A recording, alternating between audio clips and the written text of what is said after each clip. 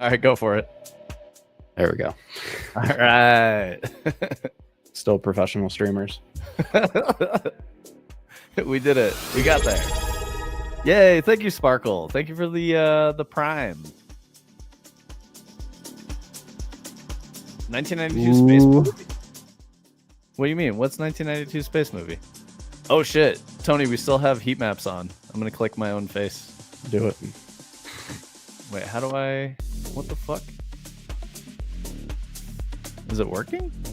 Oh, you know what? It might only be on that one scene. Oh, okay. Okay. No, it's fine. I was like, why is my cursor a red dot? That's fun. What's up, LFQ? What's up, Striva? What do you mean Google 1992 space movie? I'm not familiar. I want to understand what you mean. Are you saying I should Google it? I'm going to do that real quick.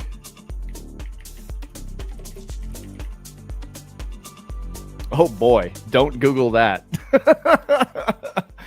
Do not Google that. Nobody Why? Google that.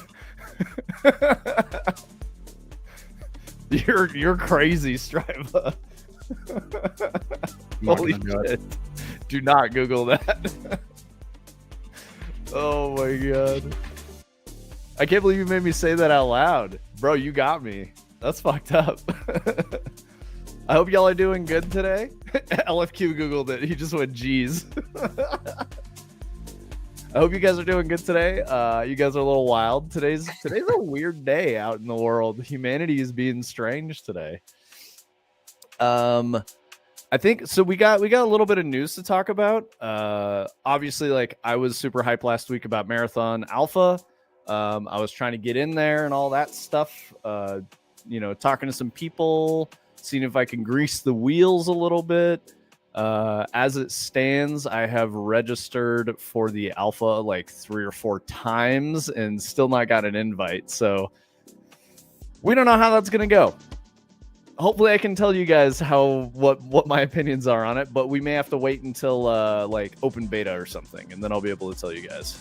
So what sucks is I want to be able to try to tell you guys about the state of alpha and compare that to like open beta and launch and all that. So anyway, don't know how that's going, but you should expect to see a ton of marathon stuff. The alpha goes live here in 2 hours, an hour, something like that. Hour. Soon.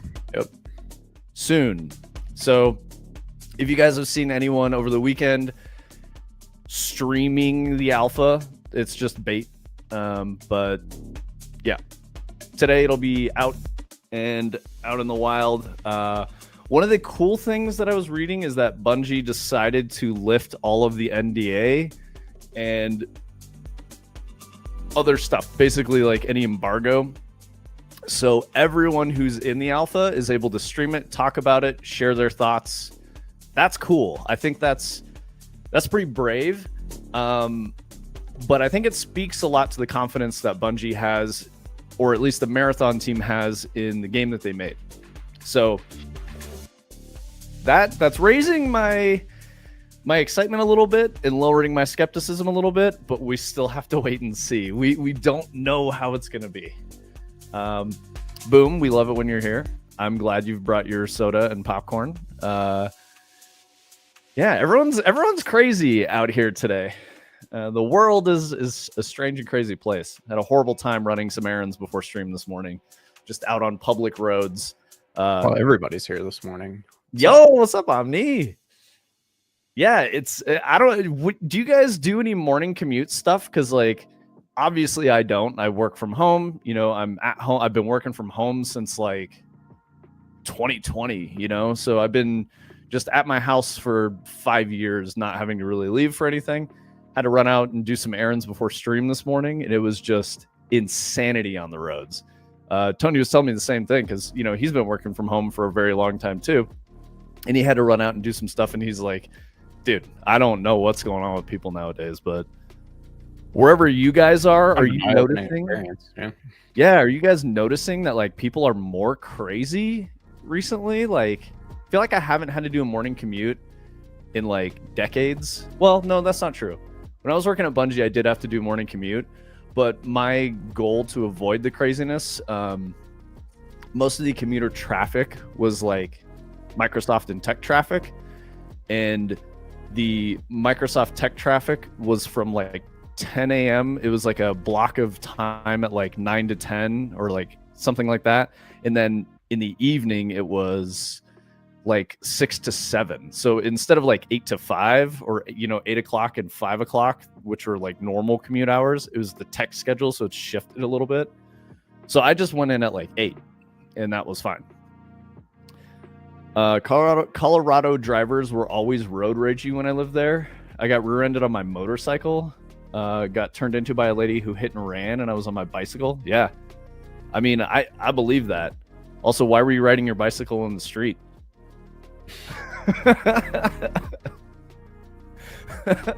Just because you can doesn't mean it's a good idea. Yeah. Hopefully you were on the sidewalk and that person was just insane. But yeah, because I ride like a baller. You have a death wish, is what you mean. I'd never. So cycling culture is very, very, very big in Colorado. A lot of people who do competitive cycling train here because of the altitude. And the crazy thing is, the people who ride their bikes out here, they ride in the road, like double stacked, like next to each other. So there's no space, and they're just like, this is where I'm entitled to this. They're not doing highway speeds, or they can't do highway speeds.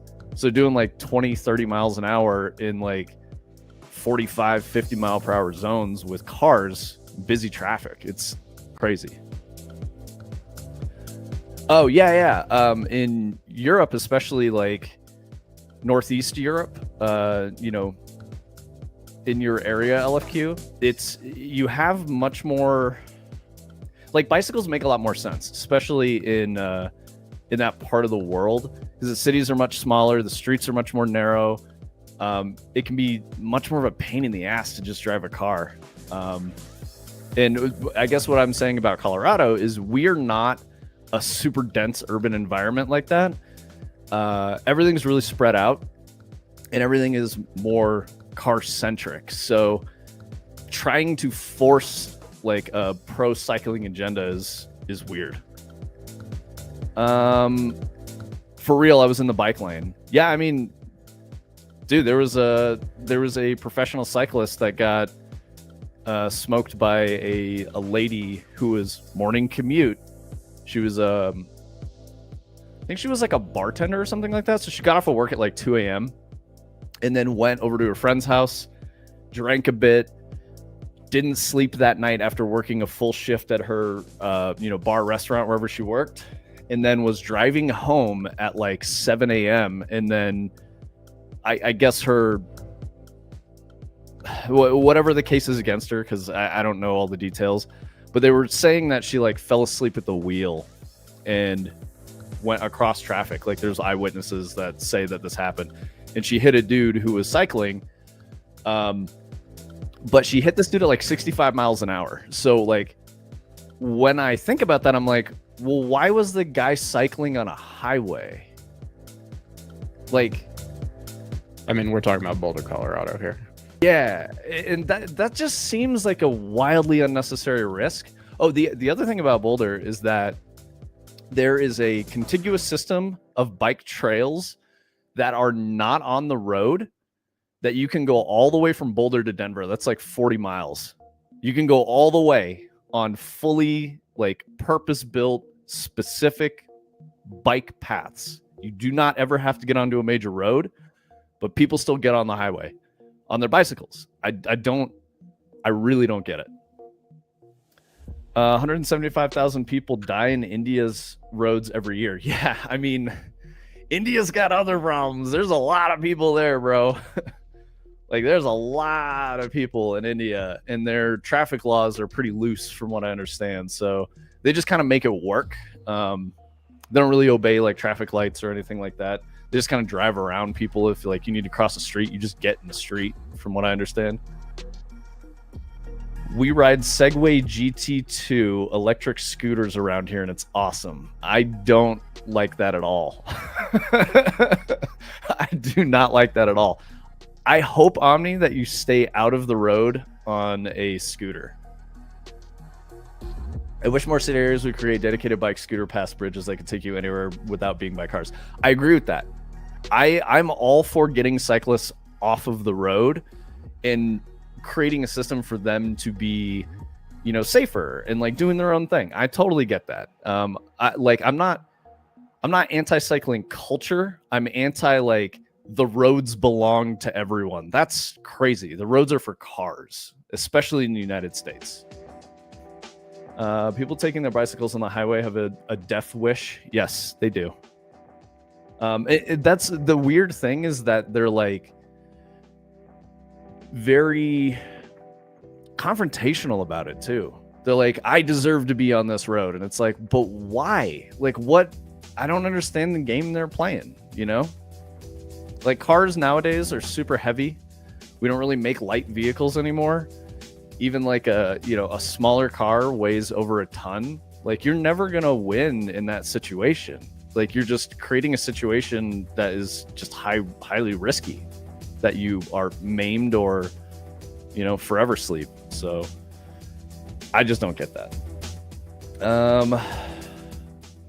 I always thought that large cities should close down to cars and shift to pedestrian, cycling, public transport only. I can agree with that. I think if we're talking about like Seattle, San Francisco, New York, LA, you know, places that are very, very dense, it does not make a lot of sense to have like a single passenger in a passenger vehicle just on the road. It's miserable for them too. But that's not the case everywhere, right? Like, traffic here during rush hour can be annoying, but it's nowhere near like major cities on the West Coast. Major cities on the West Coast, you're in traffic, unmoving for a very long period of time just to go a short distance.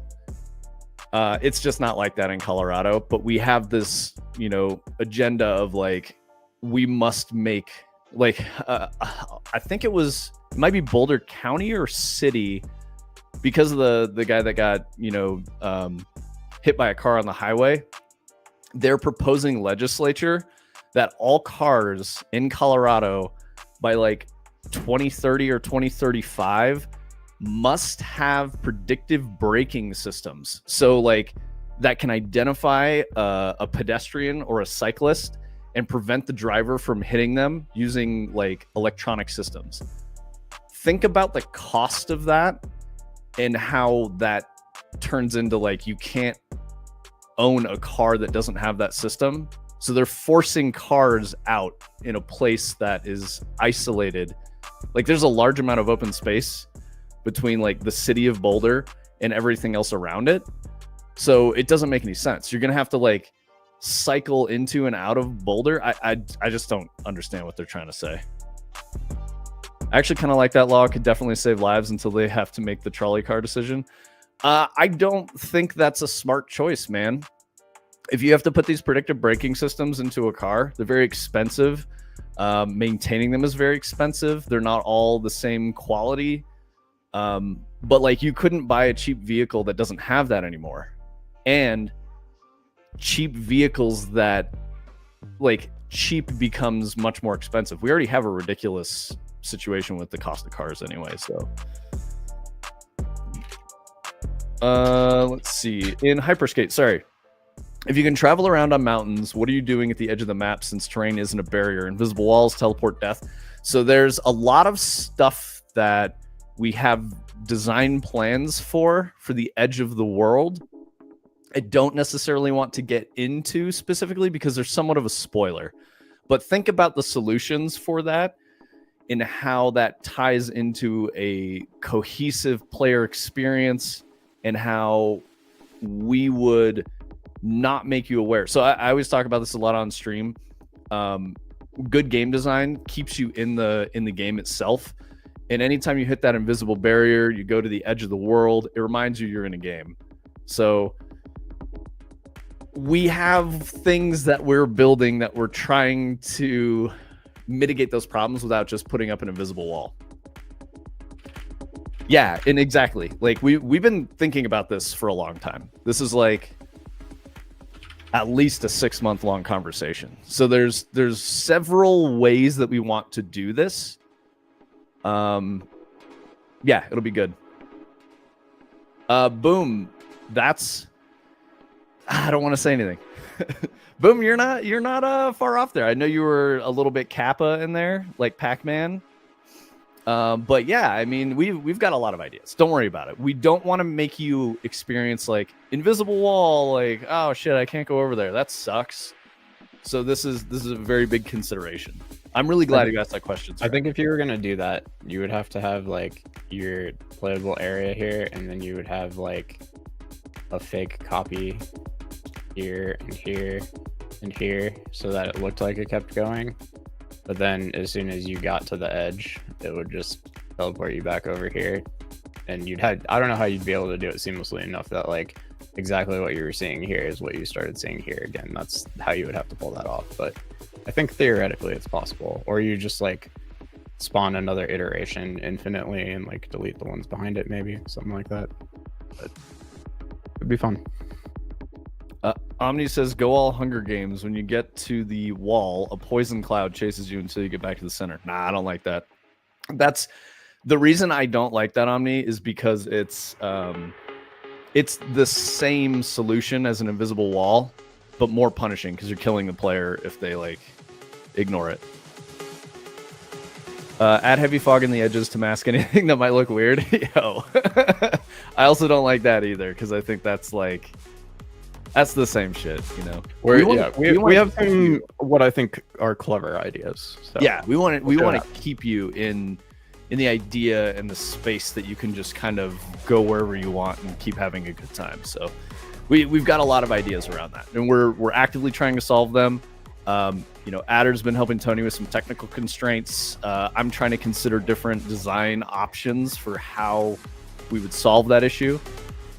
But yeah, I mean, it's definitely like a real concern and something we've been talking about since like day one. Because, you know, I've worked on games that do that have invisible walls. Destiny infamously does this.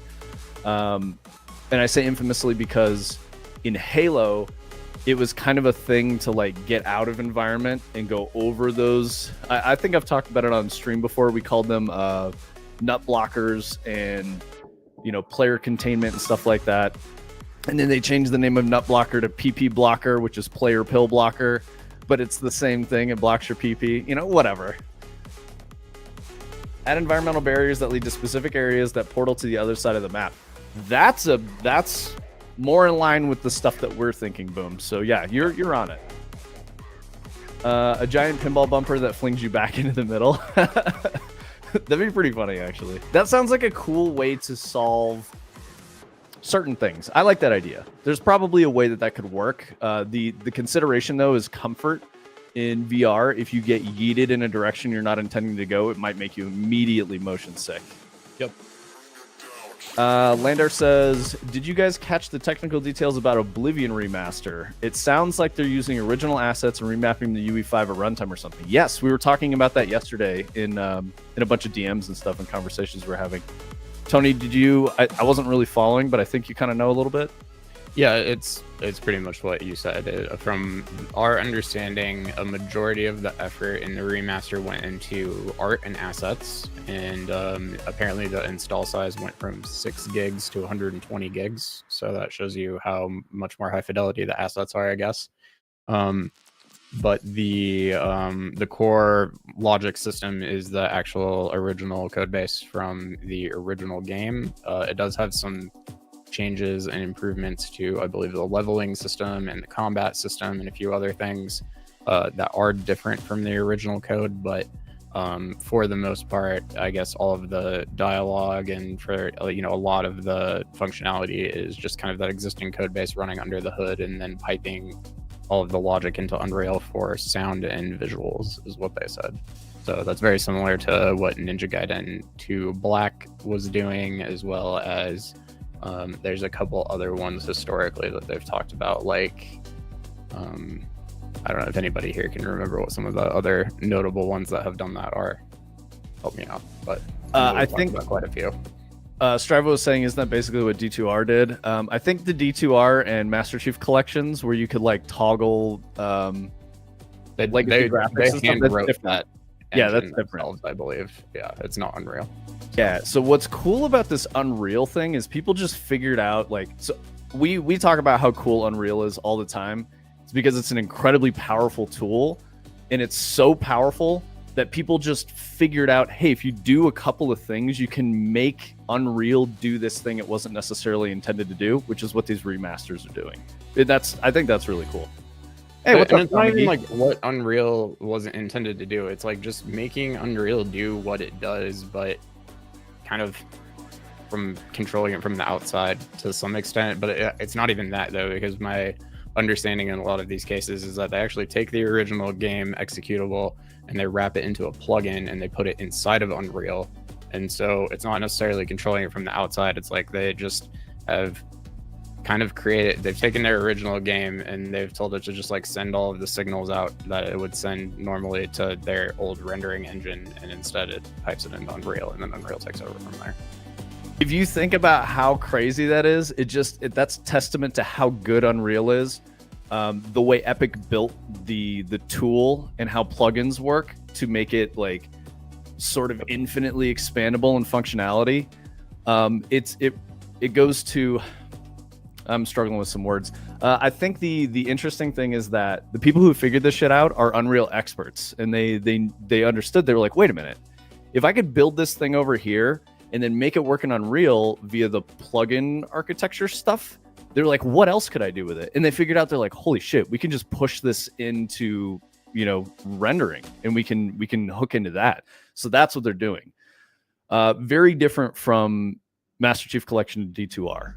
I think Warcraft 3 Remaster as well did the same thing. Those are all special cases. And having played all those games, I think it's kind of neat to see legacy graphics. However, it doesn't really add anything. Like when you look at the legacy graphics, you're like, oh, it's cool. And I found myself just kind of like leaving it off all the time, or like only playing legacy. You know what I mean? So it didn't really add that much value. It was like a neat parlor trick or a gimmick.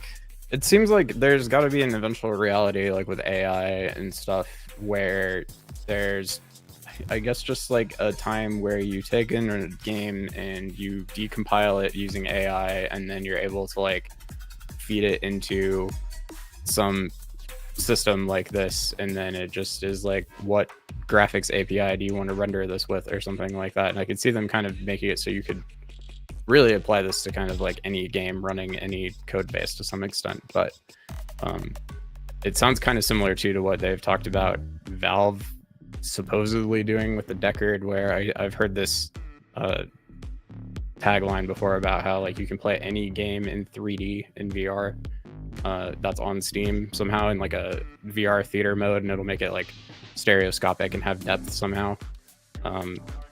Which just in my brain conceptually, like the game is feeding a bunch of data into a rendering API. It's like DirectX or Vulkan or something like that.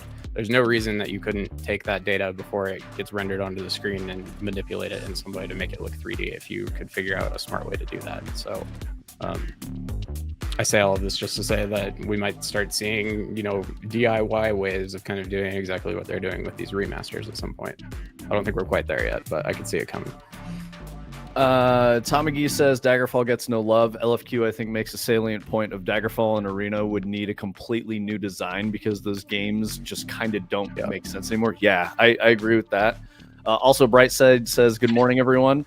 Brother, I am glad that you survived your Odyssey that you went on like earlier this week. I'm glad you made it out. Tony was telling me that he popped by your stream and checked in on you, and you were like sitting there like just frozen for like 10 minutes, and you thought your stream was broken. And then you that long, but it was a little bit. Yeah.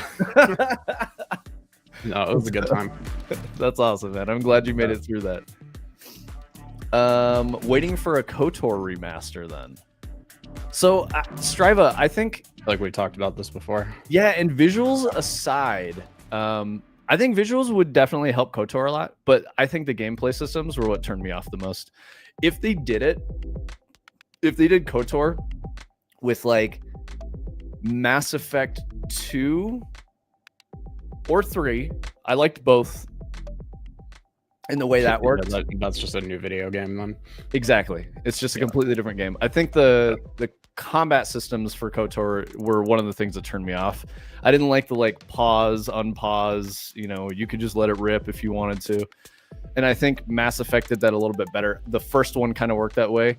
I think two was kind of in between. I really liked 3's combat the best. So if they could like make 3 play that way, that'd be kind of cool. Or make fucking whatever I'm trying to say, guys. You know what I'm trying to say. They made it work like 3 in KOTOR. That's what Do I you was trying to switch say. between your squad members in Mass Effect? Or do you always play Shepard? Yeah, you can like control each squad member. Like in the middle of a fight, you can be like, I'm gonna go be that guy now and blank around and then switch back to this guy and okay. Yeah. I think maybe you order them in 3. I can't remember. It's been a long time since. Because like in KOTOR, to your point, you can pause the game. You can go, all right, I'm going to go to this squad member and I'm going to queue up 15 actions that they're going to do. And then I'm going to go over to the next one. I'm going to queue up their 15. And then I'm just going to hit play and watch it all go. And then as soon as all the actions run out, I'm going to pause and do the same thing again, basically. Yeah. I was just reading Tom McGee's message. What do you mean 50% chance my arms turn to jelly when I swing my axe at max level is fun? I don't think that's fun. But that's just me. Like I'm not the kind of gamer who loves Bethesda games for their quirky bugs. I think that's just a poor quality product. But that's when I say that, it doesn't mean you shouldn't like it. You're allowed to like stuff that sucks or that is like not high quality. I like plenty of shit that's not high quality. That's like junk food and whatever. It's totally cool. But that type of junk food in like unfinished video games, it just isn't for me. I crave the fully immersed experience and the attention to detail, the high quality design. That shit matters a lot to me. Fewest bugs possible. I love that kind of game. Bradson says, glad to be alive for Wednesday's stream. Bro, I am glad you're alive too. Tony's building lighting, yeah? No, so I'm trying to build just let the drone fly around the landscape, basically, which I think could be helpful for performance testing. We can like put it up on the stream and stuff. So you have to do some interesting things to be able to make like an AI character roam such a large area in World Partition. And it's going to require like building out the navigation. And I didn't want to sit here and start the loading bar on stream. So I tried to hit stop and it's taken a while. Oh, okay. Yeah, it's all good. Tom McGee, yeah, it's like I was saying, it's totally fine. Like, I'm not gonna hate on you enjoying that. It's totally cool if you like that. That shit's just not for me. I've tried to enjoy Bethesda RPGs a lot. I think Morrowind was the one that I played the most of. I definitely played a lot of Skyrim. I cannot even remotely enjoy Fallout. I know that is contentious. Oh, you hate it too? Nice. Lander says, boys, I've been learning to mod Arma. Holy shit, I've been having a good time. My first dive into making mods that aren't cheats. How do you mod Arma? What tool do you use? Yeah, what are you using there, Lander? Yeah, and I guess so. Okay, my philosophy on some of the weird Bethesda quirky shit is like, if you guys notice, there are these sort of like cultural trends that people get really excited about, and they're like, oh yeah, I love this thing. I would even say the MCU, Marvel movies are a part of that. Enough people say that this is good and I love it, that other people start saying this is good and I love it, because they don't want to have a contentious opinion. They just want to agree. I feel like Fallout is mostly that audience. People go, I love Fallout. Fallout is a game. Games are good. I love games. That's a part of my identity. And I don't get it. It's not for me. I don't fuck with Fallout. I think it's like the aesthetics, the motifs, the themes. It's all not something I'm interested in. And I've really tried to give it like a fair shake. And then, of course, you have the Bethesda quirky bugs that pop in over the top and just really ruin everything.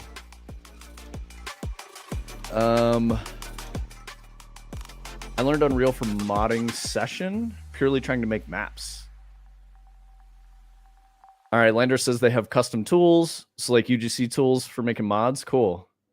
Easily override or inherit assets. Overriding is basically a delta patch. Modding scripts is as easy as modded class, original class name, and overriding method. That's cool. That's awesome, man.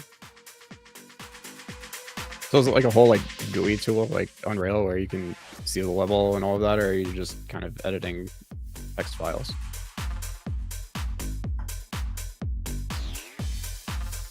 Also, for what it's worth, modding can absolutely be a path into the game industry. You just have to make sure that, you know, I'm not saying this is anything you desire to do, Landair, but I've known people who try to make mods to get a job in the industry, and the only way it really works is if you make good mods. Simply making a mod does not mean that you're good at making video games. Like, you can't make a mod that's like, oh man, I can fly and have infinite bullets and blah. Like, no one cares about that. It's not good game design. So if you can make, for instance, I worked with this guy at Bungie. He was, people called him the Skyrim kid, but he made a, like, basically a full-blown expansion, solo dev modded Skyrim, where there was like an island you could go to. There were bespoke quests. So he basically made an expansion to Skyrim for free. That's how you get a job. So if you like understand what the spirit of the game is, and you like really understand game design, that proves that you do, and then you can get a job as a designer. But if you're just making, you know, wacky fun times, it's not quality. I think that's the thing that I was trying to say about why I don't like Bethesda games, you know. Is adding Chungus blend shapes to everything a worthy mod to get hired in game dev? I think it depends on what the Chungus blend shapes are being applied to. I know this is a tongue-in-cheek question. You don't actually mean it.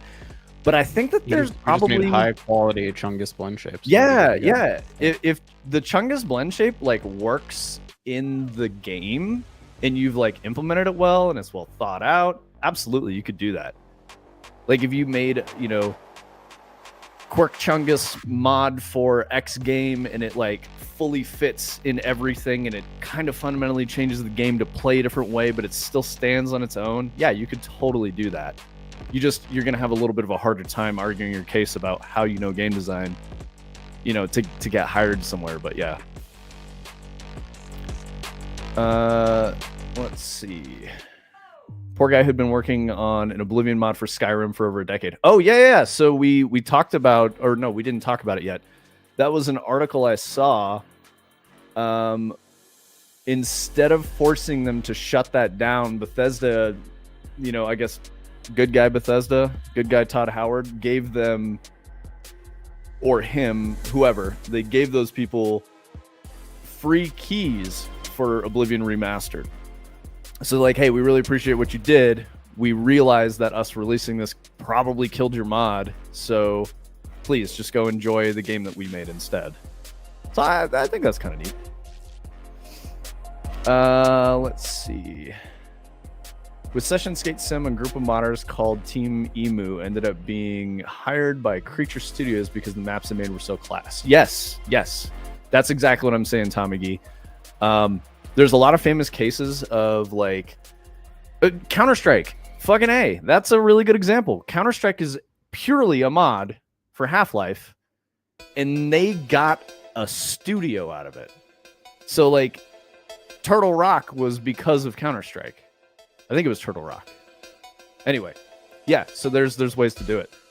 Lander asks, Viper Zero, did you ever meet my buddy Ryan? The dude basically reverse engineered the Havoc physics engine and the entire Blam engine to re-implement it on PC for Halo 2 for his own tool. Got denied from a tooling engineer position because no degree game dev experience, Sag.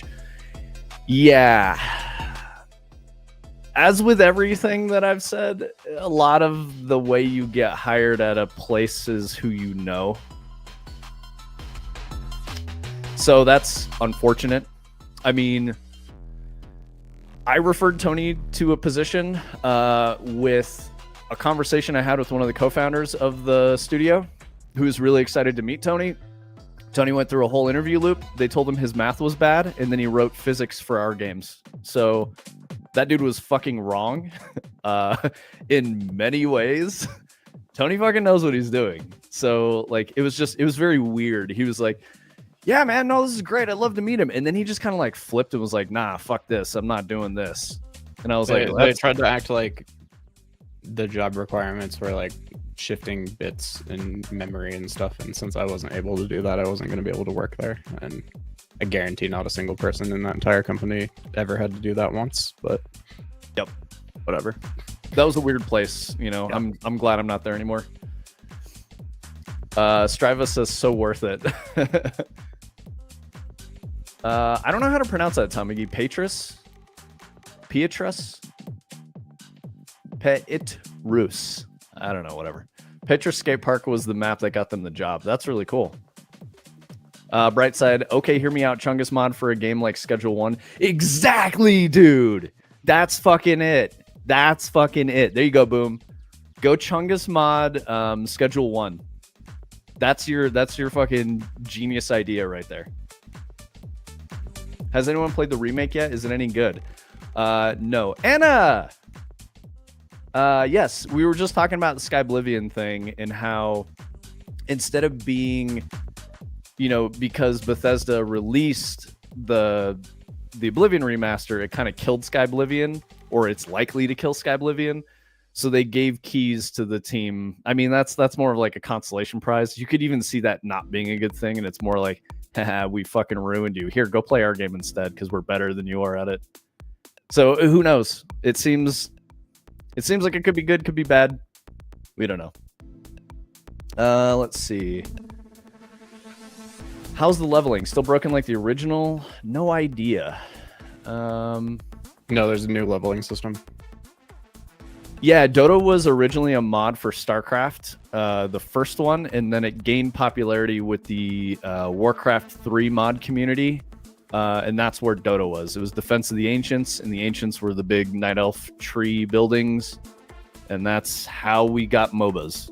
So mod became an entire genre of game that is incredibly popular, really big with esports.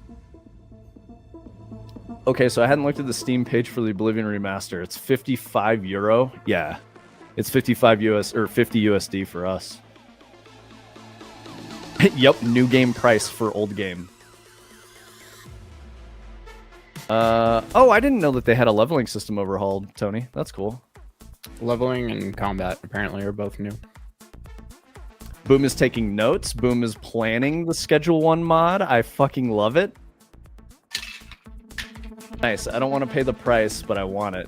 I don't even want it. I mean, I'm somewhat of a Bethesda hater, but that's just personal. It's not like you guys are totally allowed to enjoy Bethesda games, and like I'm not trying to argue. The thing that's cool about it is that Unreal games are all kind of inherently compatible with VR now because of UE5, and since this is an Unreal remaster, people already have it running in VR supposedly pretty well with motion controls and all sorts of stuff. So the Skyrim VR experience has always been pretty rough. It would be cool if they got this, working better. Brightside with the goated advice: if you really want to play it, sign up for Game Pass. Yep, that's smart. LFQ says, yeah, that's a good point, LFQ. I think I was just trying to like throw out a contrary opinion to say like, look, they could be shitty. Who knows? Because I'm not trying to glaze them too much. In the article I read, as I was talking about it, I realized that the article was kind of glazing them a little bit. But yeah, you make a good point. Bethesda could have literally done nothing and it wouldn't have changed anything. They would have just killed their shit and then been like, whatever, you know what I mean? So yeah, I'm with you on that. That's probably why they did it, LFQ, is because it can be spun as like a positive move instead of just killing a whole mod that people were really into. What's up, Anime Figurines? Love having you around, homie. Simple Sin says, I learned about Dota when I was on deployment. So strange playing a MOBA in a tent in the middle of nowhere. Yeah. Fuck, dude. When did I play it? I think I was playing Dota. Yeah, I was like 19 or 20 when I was playing Dota. I did not enjoy Dota all that much. When I got into MOBA, it was League of Legends, like very early, first year, because it was free. I felt like it was a little bit better than Dota. I really didn't like denial mechanics. There was weird shit that were just artifacts of Warcraft 3 because it was a mod for Warcraft 3. Yeah, and I thought that kind of like took away from the game a little bit. So I liked how League reimagined the MOBA and just made it bespoke MOBA mechanics and made it a little easier to play without crazy amounts of depth that just exist because there's no workaround because the game just functioned that way. Anna says, not necessarily. Oblivion won't have a mod tool, and some people in the community believe that this will give Sky Oblivion new life, since it'll be easier to mod the second. Okay, nice. That's awesome. Well, but it does have a mod tool. It's called Unreal Engine. I'm pretty sure that will make it so that you can mod it extremely easily, but I don't do a lot of modding, so I'm kind of speaking just based on my understanding. Landair asks anime figurines, how's the hair today, King? Anime says messy right now. I want to know about the hair. What's going on with your hair, brother? Striva says they need the income to keep them going until 2031 when they release Elder Scrolls 6, which is probably Skyrim. Wait, Morrowind. That's what it is. It's going to be the Morrowind remaster. And you can play it on your AR, Ray-Ban glasses. I was thinking of getting it until I saw the price. Took me a good distance away from getting it. I'm totally with you on that, LFQ. I don't think the price is worth it, but I also don't think I'm going to enjoy it. I'm aware. I've tried too many times to enjoy those old Bethesda games and like just that style of RPG, and it's just not for me. And I put a lot of time in. I think I played like 30 hours when I played Skyrim. I played it 4 times, I think. And my longest playthrough was like 30 hours. And I made a Khajiit thief and I stole everything in Whiterun and put it in my house. And then I got bored. Literally everything. Everything was gone in Whiterun. Oblivion Remastered is easy money. No complaints about bad games. One that was liked in new game price. Yeah. To be fair, the Sky Oblivion mod comes out still. I would probably still try it out. Yeah, I mean, that's going to be free, right? Tom McGee says my ex was a Dota sweat. I mean, people that play Dota are very serious about Dota. I'm not trying to say that, Dota's a bad game or anything. It's true. They're very serious about MOBAs. Lander says, Vince, I almost got to demo the AR glasses, but because my badge didn't work in that building, I couldn't meet the dude to take possession. Nice, dude. LFQ needs a new Elder Scrolls game in Elsewhere to see all the good kitties. So I'm guessing that's like Khajiit Homeland or something. Anna spent 4 years playing Skyrim continuously after that, once in a year. Nice. That's awesome. See, even though I'm like hating on this shit, I know about it. It's not like I'm just blanket hating and like, I don't like that. It's fucking stupid. I gave it a try, I really wanted to believe it. That's how I came to the conclusion that a lot of people are just saying they like these games. I'm not saying this is you guys. I just remember having conversations, especially with game devs who are like, I love video games. I love Fallout. And I'm like, Fallout sucks. And they fucking go through the roof. And I'm like, tell me why it's good. And they can't. They just can't. It always comes down to, well, I like it. And I'm like, well, that's a valid argument. I can't beat that. But you can't tell me it's a quality game. And they always concede and they're like, yeah, but I like the quirks. I like the bugs. And I'm like, that's crazy.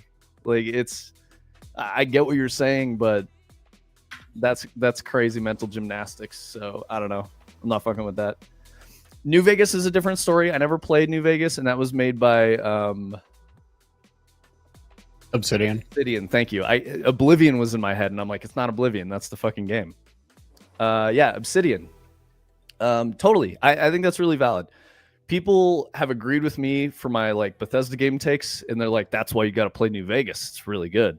And I'm just like, it missed me. It's not, I wasn't into it at the New time. Vegas is still a Fallout game that just has Yeah. maybe a slightly better story than the other ones. I think it's higher quality too. From everyone that I've talked to, they've said it's much better. I mean, it's just like the Fallout 3 engine, though. Like, Yeah. if you've never played it and you're expecting like, oh, it's going to be like a completely different game. No, it's the Fallout. It's like a Fallout 3 mod that is super well made by a game studio, basically. So, no, I agree with you on that, Tom McGee. You're totally fine. You can sound like the people that I'm referring to, but I don't think you are. If you're saying New Vegas is a standout, that's a good take. I think pretty much everyone. In terms of like Fallout games and their quality, and New Vegas is absolutely at the top. And you know, I didn't have as much fun with Fallout 4. I haven't played the 1 and 2, admittedly, but I have absolutely beaten 3 and New Vegas and 4, and I would definitely rank them New Vegas 3, 4. So. LFQ says, do you know that the Khajiit isn't all bipedal? No, dude, what? They like walk around on all fours? That's fun. Have you seen the Khajiit and Argonian models from the remaster? No, do they look good? Like, you know, 3D video game people look pretty good, you know, slightly uncanny or whatever, but like 3D like cat and lizard people in this remaster look insane. It looks so cool. Awesome. I'll just pull it up. I'll put it on screen. Yeah, pull them up. I want to check it out. Omni, I agree with you. I did enjoy the Fallout TV series. I think visually it was really good. Cinematography was great. The zombie guy or the ghoul guy like really carried the show. The Steel Brotherhood character was written very, very poorly. I think that failed pretty hard. Lucy or whatever her name was, the Vault Dweller, was really cool. I like that character. And I think a lot of the other stuff was like, I don't know, it was hit and miss. But I think the Ghoul and the Vault Dweller plotline was solid. Thought it was really good. All right, here we go. Maybe it's a little bigger. So there's one Argonian, quite a cut. I like that. That's very cool. Like feather hair and stuff. It's pretty cool. Very cool. The humans look okay. The elves look okay. That's one Khajiit. There's another one though that I saw in the preview of this page. Let me see. Bro, what was up with that dude's cheekbones? This guy? I don't know. I'm a little behind you. Yeah. No, go up a little more. That guy's okay. Keep going up. Keep going up. Above the orc. Above the orc, yeah. Yeah, it was like not the Nord. Not this. Above the Khajiit with the mushroom hair or whatever. Oh, this guy. Okay, yeah, it's a high elf. That's why. The high elf, yes. What the fuck is that? That looks very weird to me. Yeah, some interesting faces. I was trying to find this image right here. So, like, I think this Khajiit looks insane. Looks really good. Oh, that's sick. Yeah, that's really cool. And then they have like.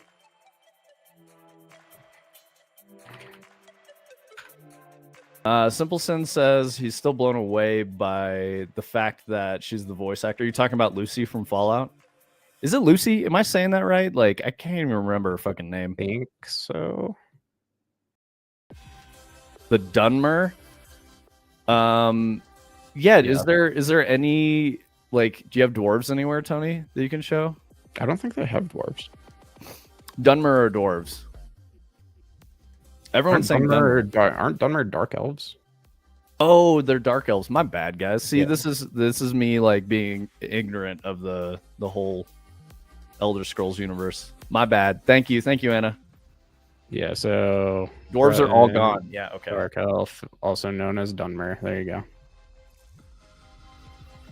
What were the dwarves called? Like, I know that there's like mechanical ruins. It's just dwarven ruins, I believe. They're just called dwarven ruins. Okay. Yeah. Man, I clearly was not paying attention when I played. Dwemer. That's it. Thank you, Landair. Thank you. Yes, all of the carrots. Thank you for the carrots, guys. Yeah, see, I don't mind being corrected when I'm wrong. Thank you. I love it. I feel like I'm getting a lot of well actuallys and glasses being pushed up. So it's fine. You gotta get after me. It's not often that I can identify the fantasy race that you can't. That almost never happens. Oh yeah, no worries, Tom McGee. Let us know what you think about it. I was talking about how Marathon is like not.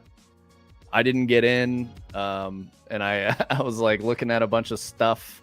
Still no email about it. I got like a friends and family invite, and that may have like scuffed my ability to get in. So I don't know, man. It's all over the place. It's fucked up. I want to play it so I can give you guys thoughts, but shit ain't working for me. So who knows? I might get in later. But yeah. I hope you have fun, Tamagi. I hope it's good. I'm really curious about the PvE aspect because that's what I've been hearing, and that's what Bungie's talking about, saying is like really good, is that their PvE content is very compelling. So that makes it stand out a little bit. I don't know. I don't remember. Were Dwemer in Oblivion or just Morrowind? Only in Morrowind. Storyline is in both. My dad is Jason Bungie. Maybe I can get you in. No, he's not. I want in too, if so. Yeah, I know Jason Bungie. Oh, dude. Okay, so Lander, you're reminding me of this. This was fucking weird. So when I was working on D2 launch, right? I was building the quest on Titan with Mithrax, and I was like thinking about all this. And my wife got tickets to go see the Harry Potter play in London. So we took a trip to London, and I'm like working on my whole design for what this quest is and everything. We're like talking about it, and we were talking about different tourist places we wanted to go in London to check it out. And I was like, I really want to go to the National Museum, the British Museum. That was it. I was like, I want to go to the British Museum. It's gonna be really cool. And we were over in the new paid. It was in a town they found like partially submerged. It showed evidence that like Greeks and Egyptians were trading together and all this stuff. And I was like, this is really cool. And I was like, I gotta go to the bathroom. So like I walk out of the exhibit. I'm walking across the British Museum. Lo and behold, fucking Jason Bungie is walking straight towards me. And I was like, I don't want to say anything to him. He doesn't know me. Why the fuck is he in London at the same time I am, at the British Museum at the same time I am? It's really weird to see the studio founder, Jason Jones, just walking like right by me. I was like, what the fuck? I see him all the time at the office, and he's just in London the same time I am at the same museum. Fucking bizarre. So I never got to like follow up on it with him and be like, hey man, I was there. Cause I was like, how do I fucking bring that up? Like that would be just weird. It doesn't make any sense. So Tony is showing player controller prototypes that he's working on. We've got a couple. Right. The hyperskating sometimes feels more like you're flying, and so you're sliding on the ground. So I want to see if rolling a ball feels better. It looks really weird and flat. But what Tony's doing is he has his camera stood off from the player a little bit so he can see what it's doing. So this is like debug stuff for like figuring out how the player controller is working, if it's interacting with geometry in like a smooth, controlled way. Yeah, LFQ. So we had a moment where we like made eye contact because we were literally walking towards each other. And I saw this recognition where he was like, I think I recognize that guy. And I was like, I definitely recognize that guy. We had one of those like double take moments, and then we just walked past each other.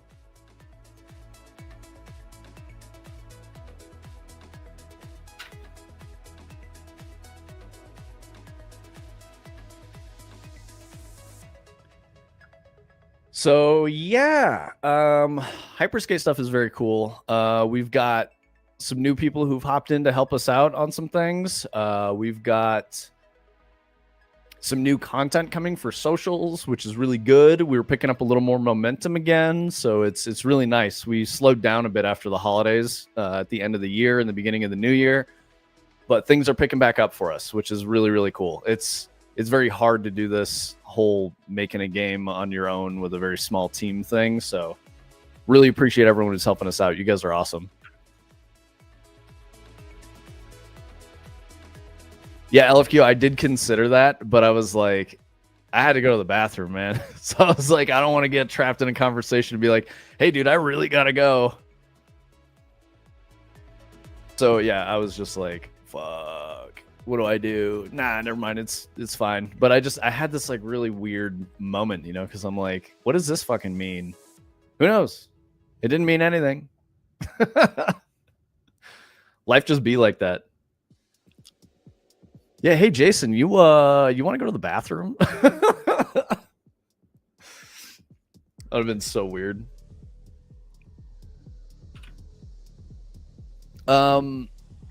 Yeah, so let's see. We got some news things. I'll just throw this out there.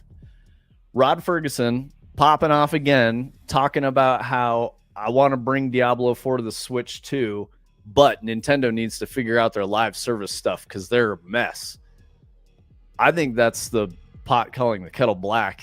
I don't know where Rod Ferguson's getting off, throwing a little bit of shade, you know. Who the fuck wants to play Diablo 4? If that's you guys in chat, tell me why. Because I really tried to be optimistic about Diablo 4, and the end game just fell flat. Yeah, Lander knows. We played Diablo 4. It was fun for like first 10, 15 hours, I think. I really enjoyed it. You probably have a non-zero chance of playing with Elon Musk since there's like 100 people total playing the game, and he's one of them. Yep. So. Fod Ferguson. Yep. Switch to Diablo 4. There's so many Omega lols. Yeah, I know, guys, right? Wait, is that Omega lol? That's just regular lol. What's Omega lol? Play Last Epoch instead. Still haven't played since 4 days after launch. Yeah, I think guys, us gamers in chat, you guys know. You guys know. We all know. I was coping so hard. I was like, no, Diablo 4 is good. I want to enjoy it. And then I just stopped playing it. I started playing other games instead. Is Last Epoch good? I've definitely seen this. Anime, I don't like BTTV. I don't like having a plugin or like a separate thing that like hooks into my Twitch, but yeah. LFQ says, yes, it's very good. Tombs of the Erased. Okay. Is it like good Diablo 4? 22 hours last week. Okay. I think it's like Korean sci-fi Diablo 4, maybe. Maybe it looks pretty fantasy now that I'm watching it, but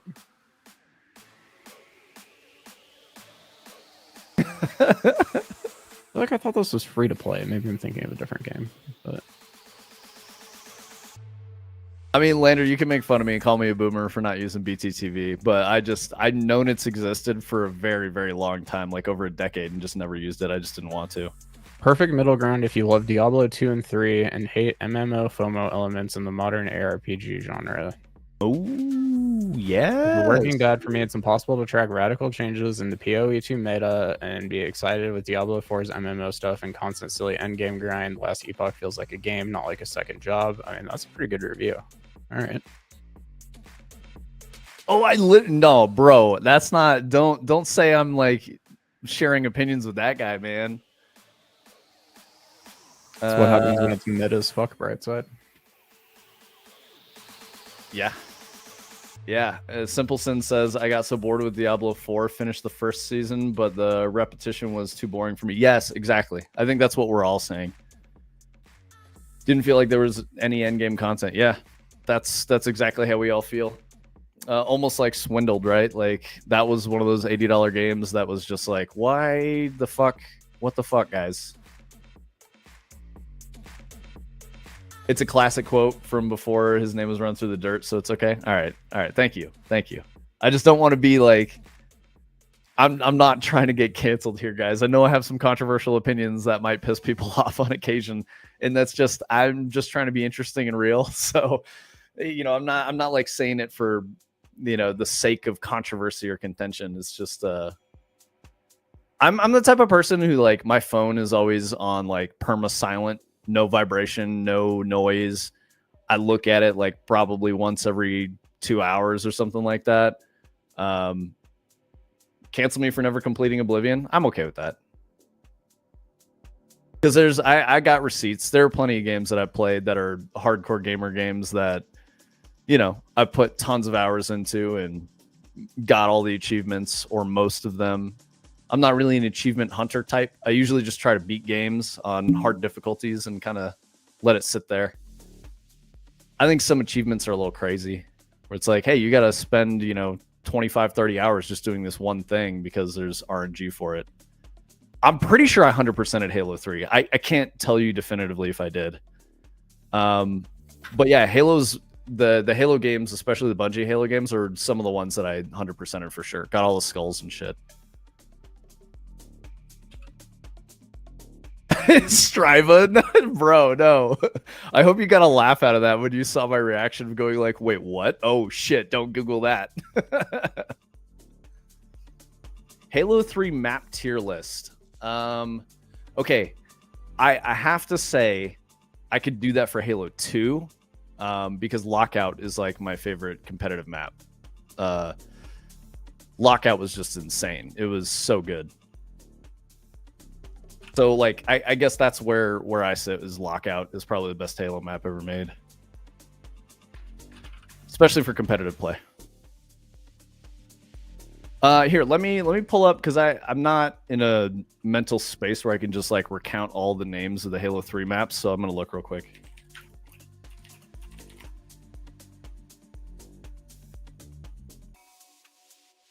High Ground was really fun. Guardian's the best one, I think. Pit was really good too. Valhalla and Sandtrap, if you like BTB, I guess. Better than Snowbound. Last Resort was really good, but I think, you know, it's Zanzibar, so what are you going to do? I did not care for Rat's Nest. But I would say Guardian and the Pit were my favorites in Halo 3. Yes, Brett. That was like kind of the first times they had multiplayer maps that had like dynamics to them that I can really remember, that were like at least mainstream, where like, because you could do stuff. These might even be like DLC Halo 2 maps, where like you could do stuff in Zanzibar that would like close or open doors, or like get the wheel spinning when it wasn't spinning and stuff. And I always just remember thinking that was so crazy when I was 13 or whatever. Let's see. I'm trying to catch up. The amount of time I wasted with teen and young adult achievement and trophy hunting. Yeah, I'm with you on that, anime. I didn't like. I liked doing it, but I would also get bored, and I would want to play a new game. I wanted to experience more games that were good and of different genres. My gaming tastes have broadened a lot as I got older, but I was very much into like competitive, you know, FPSs and hardcore games. I think the games I played the most are probably Halo 2 and World of Warcraft, all the way up to like I played a little bit of Cataclysm, but that's really where I washed out entirely. I think Wrath of the Lich King was my favorite time playing WoW. Hardcore raiding in vanilla was fantastic. That was some of the best moments for me. Definitely changed my console language to Chinese and hopped into matchmaking to match with other achievement chasers to 100% Halo 3. Nice, Lander. I didn't even realize that matchmaking pairing worked based on language and not IP. Dude, that's crazy. Bungie like inventing modern matchmaking with peer-to-peer stuff was really cool to me. And I think Brightside, I might be wrong on this, but I think that the good maps for Halo were made by Max Haberman, something like that. The dude has his own studio now, but it's a team. It wasn't like one guy. It was always a team of people that made maps, especially for PvP, for Bungie games. All of that went by the wayside with Destiny.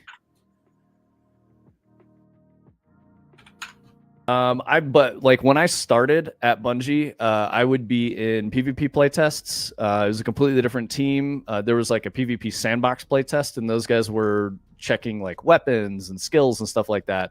And then the PvP map design team was a completely different team with their own playtests too.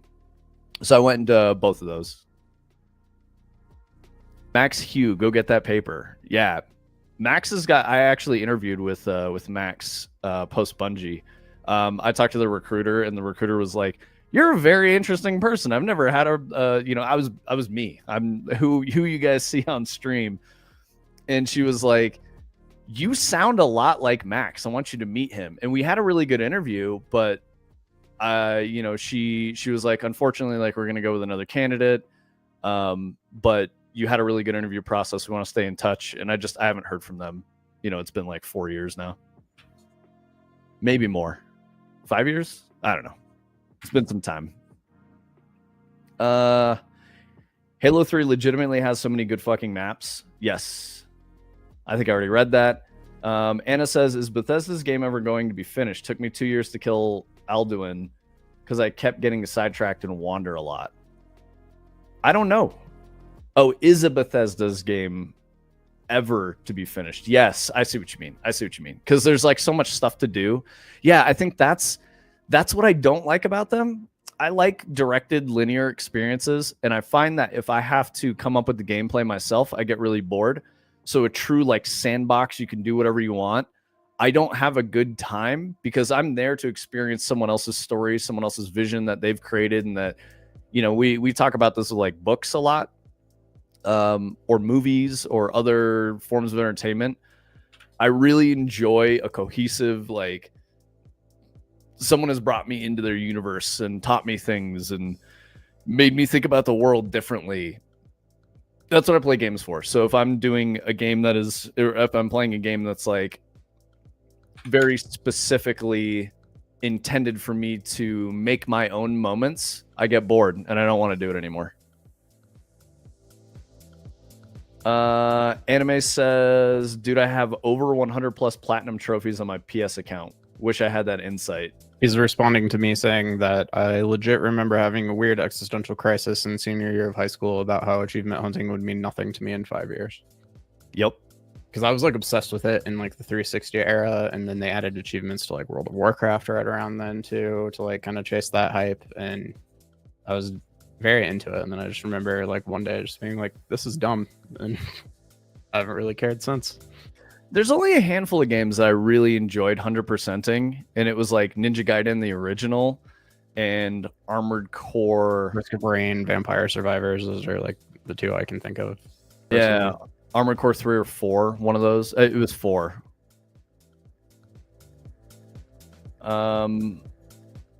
Yeah, Gears Party like it's 1999, 100%, dude. If you're having fun, you're doing it right. Yeah, exactly. Jinx, Anna. I love 7 Days to Die, but lacking a storyline has me drop off from the game constantly. Yep. That's my feeling. Anime says, I still love achievement hunting in games I really like. Yeah, I do too. But when it gets to the point of like, I think Balatro is a good one for me. You know, getting to like gold stakes and stuff like that, there's a lot of RNG baked into whether or not you can successfully complete a run. I'm out at that point. I don't like doing a thing that is just going to take me time and the right combination of circumstances to work out. That being said, I've almost like completed Nubbies entirely. But Nubbies is very like low effort, you know, switch brain off, click the thing and watch the ball bounce around in the, you know, pegscape. Stravis says I like to 100% single player games. Yeah, me too.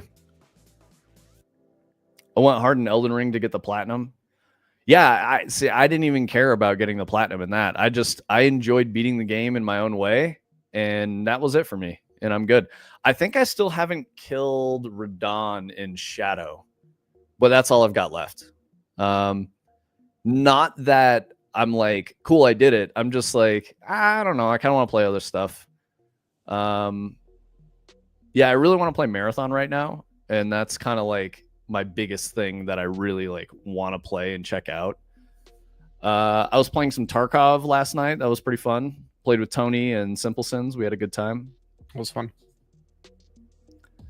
Tarkov is interesting, and like the interesting thing about Tarkov is that Nikita has said we're going to get the 1.0 release, so that means the game will finally exit early access this year. It looks like it's going to be the end of the year. They're doing a roadmap for a lot of bug fixes and optimization. The game does need optimization. It's gotten pretty heavy on resources lately, so I think toning that down is going to be really good.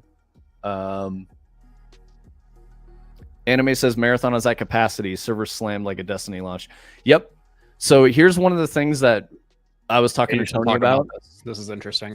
Yeah, before we went live. So the interesting thing about closed alphas is most of the time they're a tech test and they're not for players to experience the game.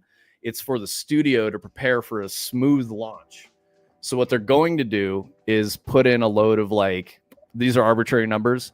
40,000 players are going to be let into the alpha, and they're going to have capacity for like 38,000, so that they can track error codes. They can track any bugs that might occur with authentication servers getting in and playing.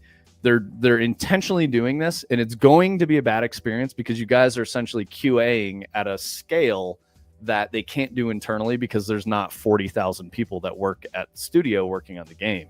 So it's going to be crazy for a little bit. I imagine most of alpha is going to be a little clunky in that way. Oh, look, Lyric got in. It's like I'm seeing Lyric in, I'm seeing Tim the Tatman in, Hermit. Convenient that the biggest streamers get in. Of course. Yeah, so when you guys see this, Oh, here it is. it's Lupo. probably intentional, Lupo's guys. in. There you go. Because you can't have the big streamers showing that they're stuck in the queue the whole time because it makes the game look bad. But regular people like us who are trying to get in, you'll see us wait forever. So yes, exactly, Anna. All the usual suspects are in because they cannot afford to have a PR mess and have someone like Tim the Tatman be like, "Oh, this game's fucking mid, dude. This shit sucks. I'm in this fucking. Oh, this might be a tutorial, actually. I'm in the queue forever, bro. This fucking sucks, bro." So yeah, they gotta stop that from happening and make sure that those guys have a decent experience. Anyway, it's probably gonna be a rocky road for the whole alpha. Anime says there is no tutorial. Oh, okay. I just saw somebody in chat saying tutorial, but do it, Anime, no balls.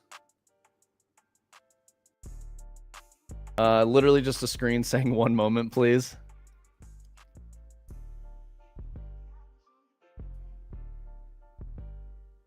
I just want to see what this looks like here for a second. Yeah, man. I get rid of this. I do find it interesting, for lack of a better word or better euphemism, that Lupo has been glazing it so much. I don't know. Lupo used to be one of my favorite streamers. I can't really watch him very much anymore. I think that he's like, the tone of his stream has changed a lot. And it's like, he still does good things for humans with his, wealth and fame. But I don't know. I kind of feel like Lupo's fallen off a bit. Every time I tune into his stream, he's making some really gross jokes. And like, yeah. Yeah, exactly. Anime. Lupo glazing a Bungie project? No, I don't believe that. Obvious sarcasm. Yeah. So what is this? Is this like the intro, Tony? I think this is right. Yeah, I went back to, I think, right when it started, just to see what happens. So I guess this is the intro.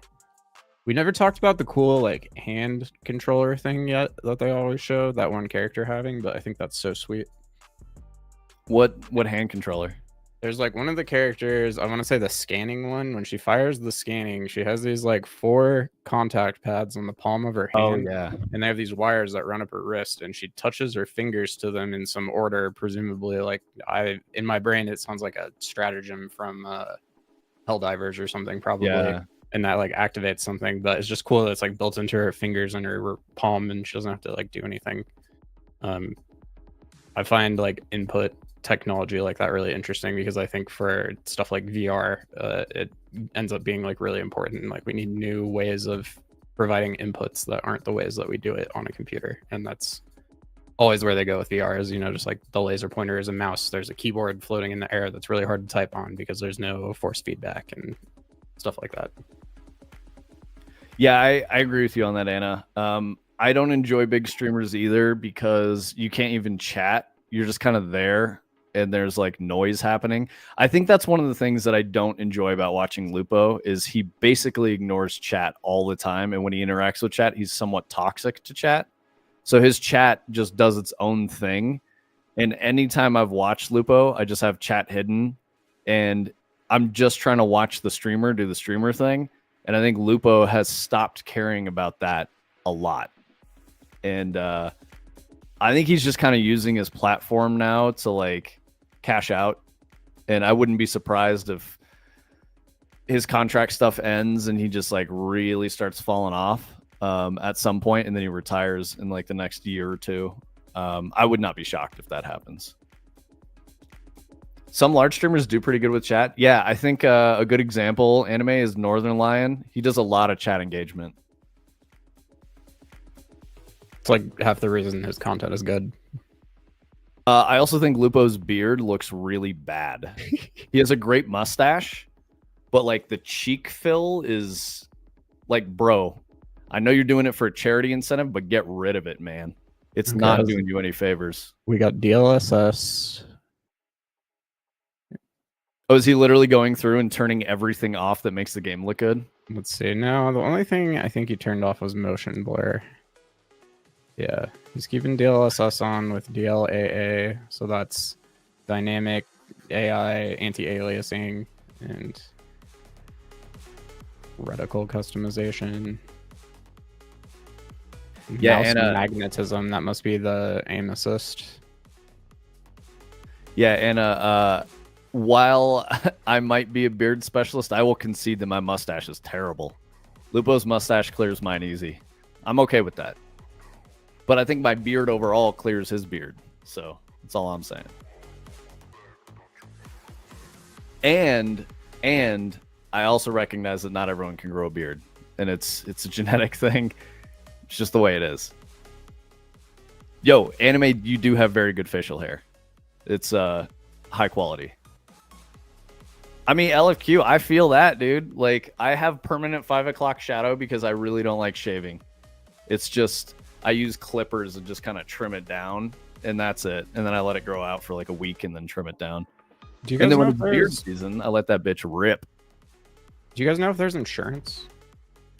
I don't think it matters. From what they were saying, it's like you can get, so to circumvent insurance, you increase faction reps and you can get sponsored kits from the factions. So they were saying that it's like really, I don't know this. I'm just going off of what they said in their announcement and whatnot, and like the press releases. But they're like, it's really easy to get your gear back. Don't worry about it. Like, you will lose gear. It'll be okay. Game starts or something. Is he just stuck in a room? I think so. Nice. Flawless.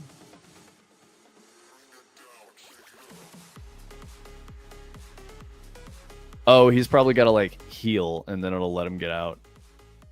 Yeah, that was it. Yeah, I mean, like, the more I watched footage, I see exactly why people are comparing it to Apex. But I think those are very surface level cosmetic resemblances. I don't think it's... I don't get the same vibes from like gameplay that I've watched.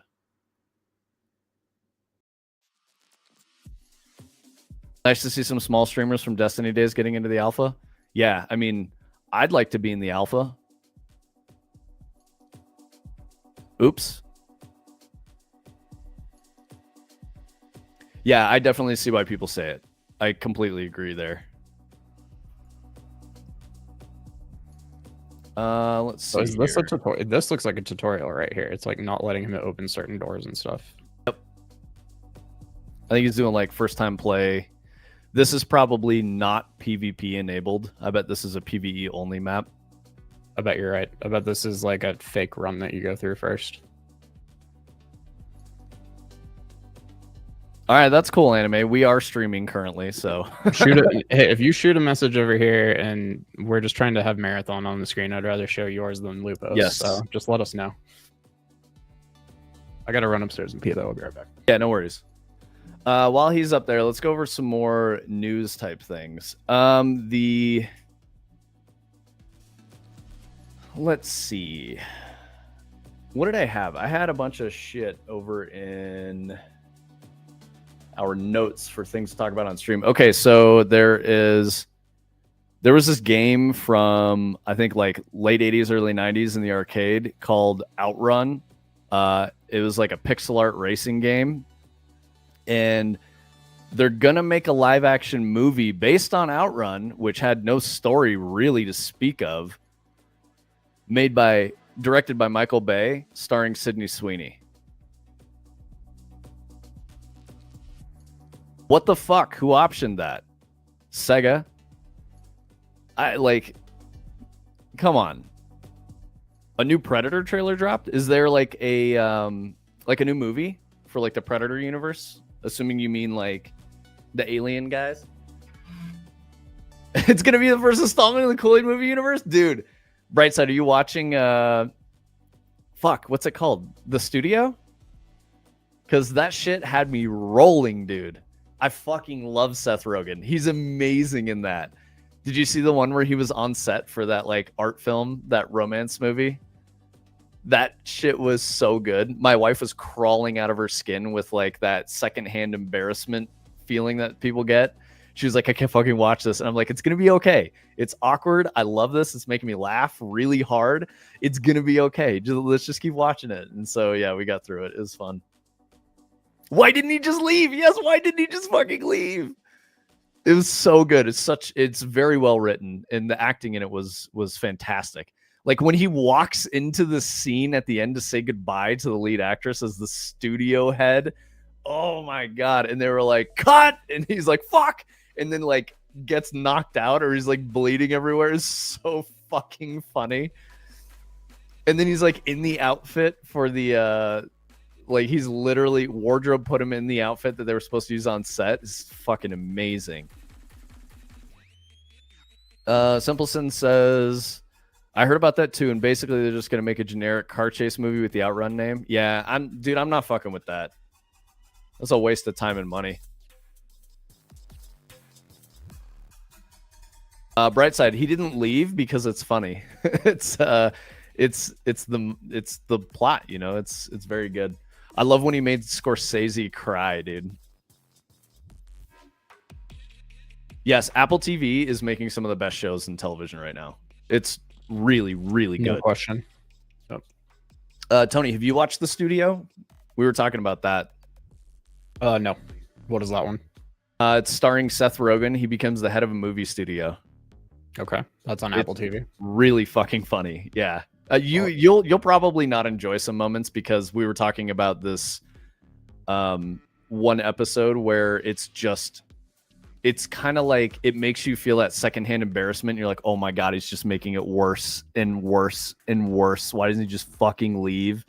Yeah, cringe. Cringe is a good way to describe it for sure.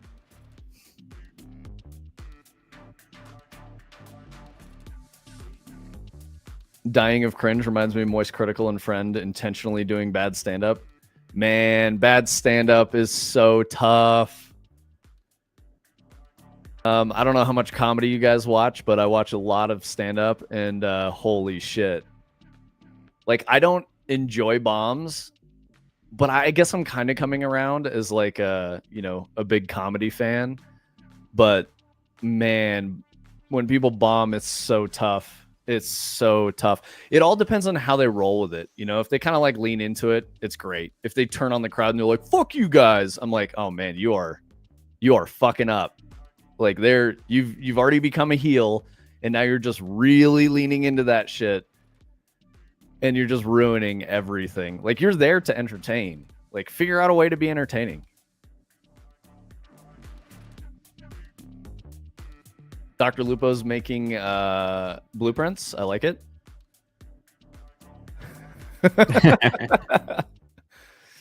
Dr. Lupo devs UE5. Okay, interesting. We're not getting much marathon here. Let's see. Oh, he's coming back in now. Okay. Yeah, can you scrub forward? Yeah, let's see. In anime, if you're still around or listening, like ping us and let us know if you're live, and we'll just stream you instead. I'm trying to check. Oh yeah, he live. Let's see. Yes, let's get anime figurines up here. All right. Also, guys, anime does not stream very consistently, but he's great. He's a very handsome man. He's a very good gamer.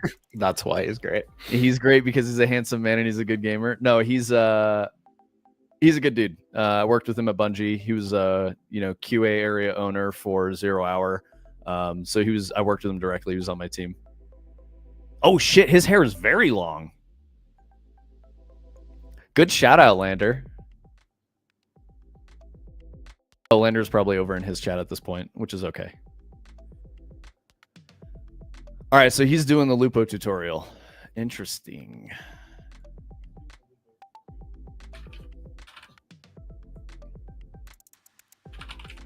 Chat, you guys should tell him that brown hoodie is not flattering for his skin tone. No, don't do that. He will lose his fucking mind. I'm just kidding. I'm just kidding. Where do we go? There we go. You're talking about the one that was made by the Love, Death, and Robots guys? Yeah. That shit is really good, man. Cinema. New Love, Death, and Robots coming soon. Yes, dude. Awesome. That trailer or that like cinematic had me until they started quoting Shelley's Ozymandias, and then I was like, blah. Like, I get what they were going for. I just think it's a stretch and a weird application of it. It doesn't fit in like an action game context, in my opinion. But I don't know. I get what they were going for. Brightside, did you sign up for the alpha? Are you gonna try to play it and check it out?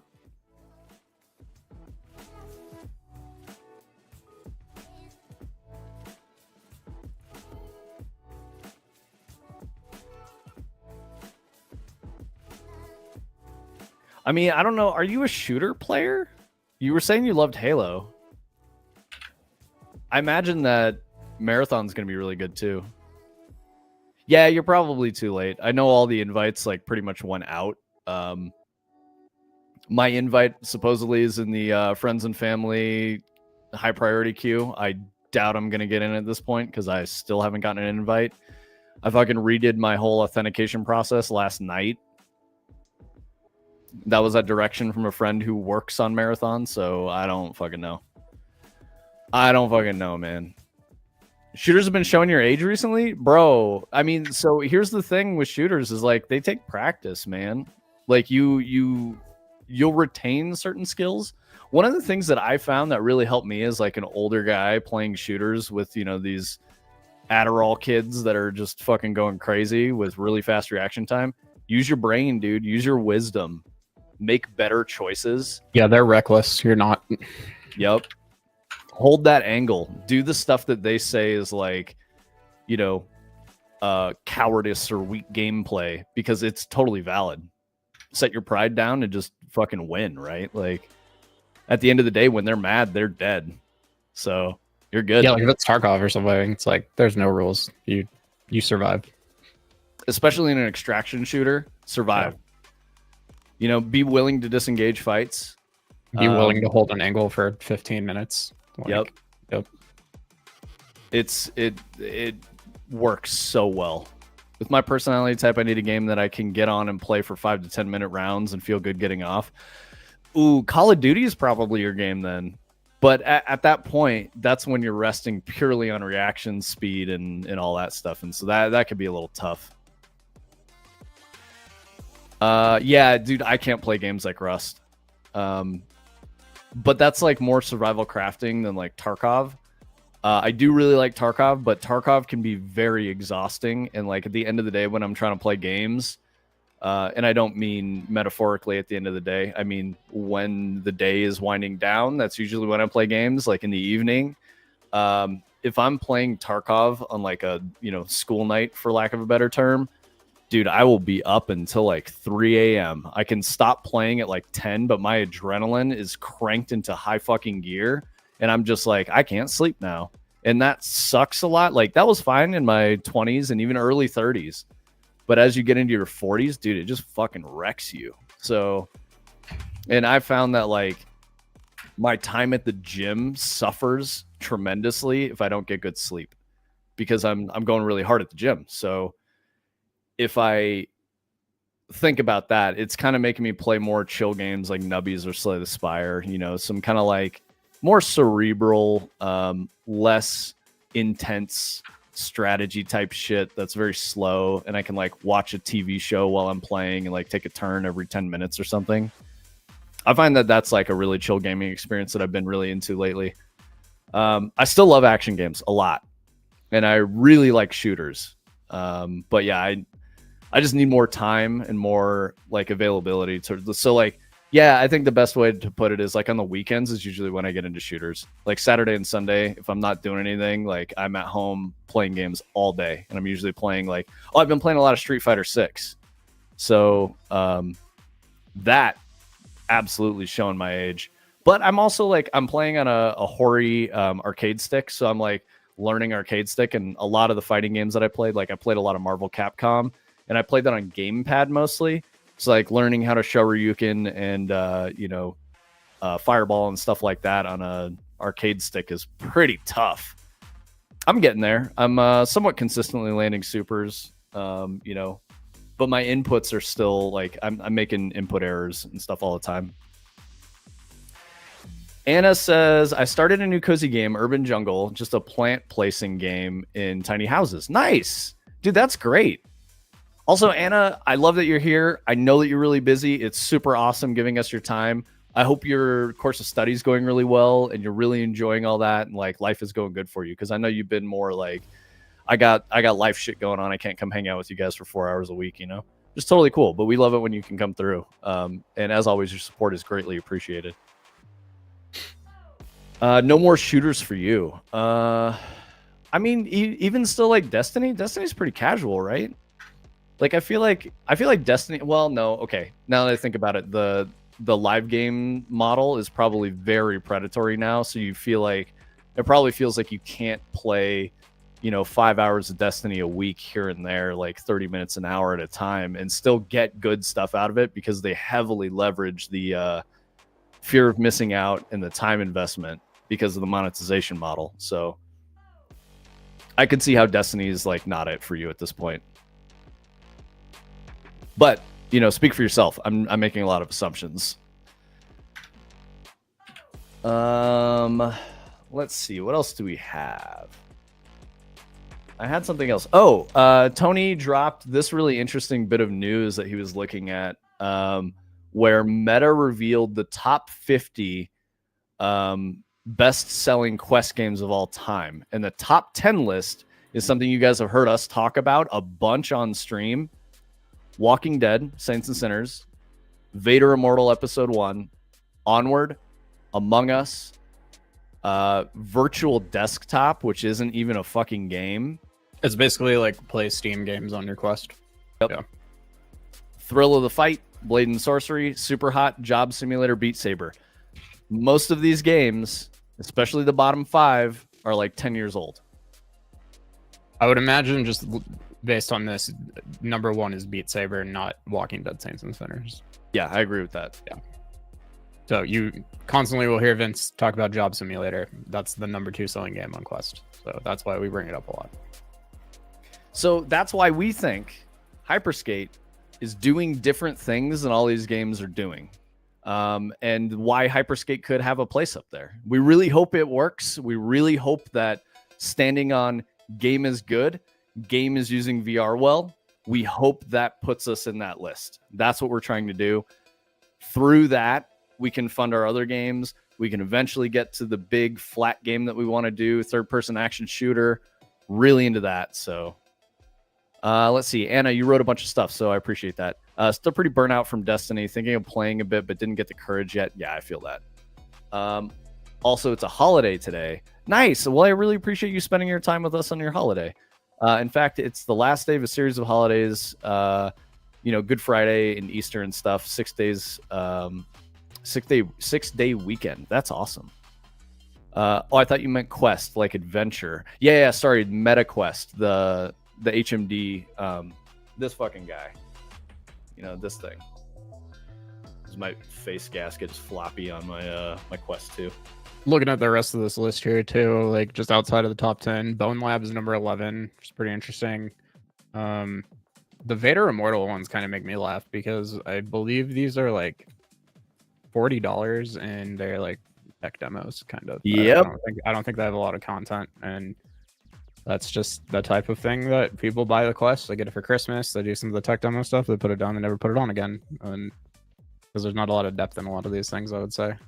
Here's $5. Go watch a Star Wars. Walkabout Mini Golf, number 20. Should probably be higher than every game on this list, but Walkabout is slept on. Yep. See, Pistol Whip 25. Let's see. Oh God, Five Root Nights at Ninja Freddy's. is in 35. Ghost of Tabor is number 30. Where's a Pavlov? That might not be on Quest actually. No, that's PCVR only. Yeah. Okay. So, but then there's like Skybox VR video player. It's not even a game. That's in the top 50. Moss is rated lower than every game on this list, including Angry Birds. Damn. That's unfortunate. I Expect You to Die, number 41. Tony, I think to your point about depth, I think Moss is missing a lot of depth. Oh yeah, no, I can only play for like 40 minutes and then I'm kind of bored. But yep, same. Yeah. I think it's Moss is really cool concept though. Yeah, very, very cool. Very interesting way to use VR. Looks like he's finally off the loading screen, so I'll pull this back down. Whatever happened with Astro Golf? So Astro Golf was rebranded as Star Balls and released on a bunch of different stuff. So that game is out there. It lives. I made that game like 15 years ago with a very small team, but yeah, I think we were like 5 or 6 people, if that. How many VR games get released on Steam a year? That's a really good question, Brightside. I don't know. Tony, do you know? No idea. I mean, I'd imagine it's probably fewer than on Quest, but there's probably a ton that, nobody ever hears about. We were looking at some games on Steam like over the last week or so that like, I don't know, there's this person who posted this game, like I'm not going to name names or show the game or anything, but like this was a person who had worked at game studios and they had decided to like go indie and make a game on their own, and it was like not even all the way there. Like the controls didn't work, and it was like very like you followed a YouTube tutorial and learned how to like move something around in Unity and then like put it on Steam for sale. And I think there's just a lot of that out there that like if you don't go looking for it, you don't even really realize. But like, I don't know. I'd imagine if you included those, there's thousands of Steam games or VR games that get posted to Steam each year, but there's probably under 100 that are competent. Okay. At risk of saying something contentious, and Tony, you can be like, no, let's not talk about that. I think it's important for you guys as Twitch audience members. If you see someone streaming 7 days a week, 10 to 12 hours a day, and they're working on something like an MMO, and there's 2 people on the team, that's a grift. They are getting your sub money. Or they're delusional. Yeah. They're getting your sub money. It's not real. They're capitalizing off of something that is really big fantasy land. Obviously, I'm saying this like that's not us. We only stream 4 hours a week. Most of the time we spend is building donated a business and building a game. and said pee pee poo poo. Oh shit! Thank you, LFQ. $50 from LFQ. So yeah, that's helping make Hyperskate. Thank you so much. Shirts happen to be the same. Right side, how do you knows, dude. How do you know? It is a knower, dude. He's a knower. We've been obsessed with this topic lately. We can't figure it out. I've said too much. I'm gonna back off this topic. You guys know what I'm saying. If you know, you know. But yep. You guys know what I'm saying. So yes, I guess that kind of let's talk about us. We've shown Hyperskate stuff. It's really tricky to show the really big cool things we're doing because it's a massive fucking spoiler. So I really like that Striva asked a question early in the stream about like, what do you do when you get to the end of the map? We have like 4 different ideas for how we're going to do that. That's, an arbitrary number, but we know what we're doing in terms of like the design and the vision and like what we're building.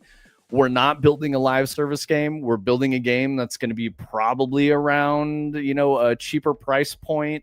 It's going to be a finite experience, start to finish. We've got a demo available on Steam. The problem is that, we love you guys here, but a lot of you don't have VR headsets. But those of you who do have played Hyperskate. The ones who have VR headsets and wanted a code, you guys have codes and you've played Hyperskate. So it's the thing I'm trying to say is like Hyperskate is real. There are some channels that are focused on streaming and not to fund anything. I don't even know what it is, but they're getting your money. If you go to Brightside's stream and you watch him working on the Slice and Dice game, he's actually making a game. If you go to, he's shipped a game, he shipped Silent Sonata. So like, Brightside's doing the thing too, right? Like, even though Brightside streams a lot, Brightside is making shit and putting it out there. So I think, I can say with confidence, if you're supporting Brightside and you're supporting us, like, you guys are doing the right thing, right? Yeah, LFQ, since you give us $50, we're going to make the most ambitious game universe that will revolutionize gaming, and it's going to be an MMO, and it's going to kill WoW. And I'm just kidding. That's fucked up. Don't say that shit.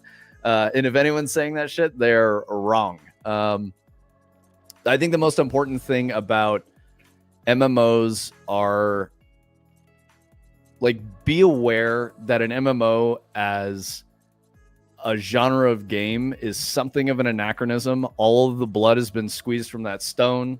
It's owned by a very specific set of businesses who have done it well, captured their audiences. They're not going to lose them. WoW is the quintessential example. And the reason why WoW is still so successful is because they built the thing at the right time, and they've carried that legacy forward. If you're trying to jump in, let's talk about a real game that came out, WildStar. WildStar was really fucking cool. Fantastic MMO. Novel, gameplay mechanics. Very interesting. Basically DOA. It died in like 6 months. And when you make an MMO, you have hundreds of millions in investment. You have a team of like 1,000 people. There's a lot of fucking time and effort that goes into it. So if you don't launch hard with a huge audience, your studio will die.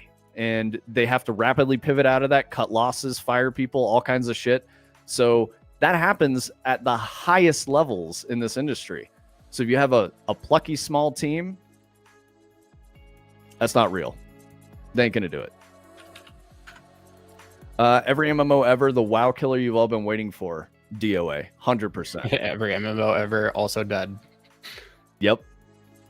WildStar was pretty tragic. I remember there was another one called, I think it was Firefall. It was really promising, but it was a mess. It was not great. And I remember playing really early. They tried to do an early access thing to stretch the runway. It was scuffed. It did not go well. So there are, tens of examples, if not 100, of people trying to launch MMOs with solid funding, a big team. They spent, 3 to 5 years in development before they even launched it to the public. Still DOA, still, completely falls apart. And this is why you see a lot of studios chasing live service games. They want the money printer. That's the business people making those decisions, and that's obviously wrong. So, we're the business people at this studio, and we are not doing that shit. Hey, what's up, Nathaniel? Thanks for coming through. Thanks for chatting with us. How'd you find us? What were you just browsing the directory? Did you find any of our YouTube content? Oh, speaking of which, no, YouTube's dead. Yeah, our YouTube is usually dead, but it's okay. Yeah, so what do you know about us, Nathaniel? Can I talk to you about Fractal Grove and tell you what we're working on and like what things look like and all that? I'm Vince. Oh, you found us through YouTube. Awesome. So are you like into game dev? Are you into Destiny stuff? Like where are you at? Bryson says, I wonder who will be there first to make an MMO that impressive with a little team. Nobody, Brightside. It's just not going to happen. I think the thing, I felt this way about Power World, and I was highly skeptical. But Power World is good. It's definitely a cool game. Yo, LFQ with the RuneScape, probably. Honestly. That's the only one that's around as long as WoW, basically. So, Yep. I mean, I guess Final Fantasy 14. Maybe. Oh, yeah. Actually. Final Fantasy had a rise, a fall, a rebirth, a second rebirth, and it's still going strong. So, yeah, they found a way to make that work. They definitely have an audience. They've captured that. People who play that are going to keep playing that. I think BDO is another one, Black Desert Online. I've seen that go up and down, but I know that there's like a really devoted fan base to it. Have you ever played that game? No, I've watched a It's lot of it, but it's so weird. It's like AFK kind of. Like it's just yeah, like everything happens automatically. Very weird. it's a microtransaction model for Yeah. making money. So like, yeah, it's, I mean, that's how you go. And when you're trying to get into that space, monetization is, it's the most important thing. And that's why we don't make live service games, is because we don't want to be chasing that weird dragon that doesn't exist in an audience that isn't there for it. So we're making a game. So what I'm trying to say about BDO is the monetization is driving it, which makes the game not as fun. And that's why LFQ says BDO is taking grinding to a whole new level. Exactly. You need to do that because remember, I've told you guys before, there's a direct correlation between time spent in a game and conversion, which is a business term, to a microtransaction spend. So someone who plays a game, there's a threshold that you can look at with data for how much time they put in versus how they will get to spending money. So the game design becomes dragging that out in the least painful way to the player so that they lean into the sunk cost fallacy of like, well, I've spent so much time on this and I really like it, so I'm going to buy that $25 skin. Boom, they just got more money. And that's the whole business model.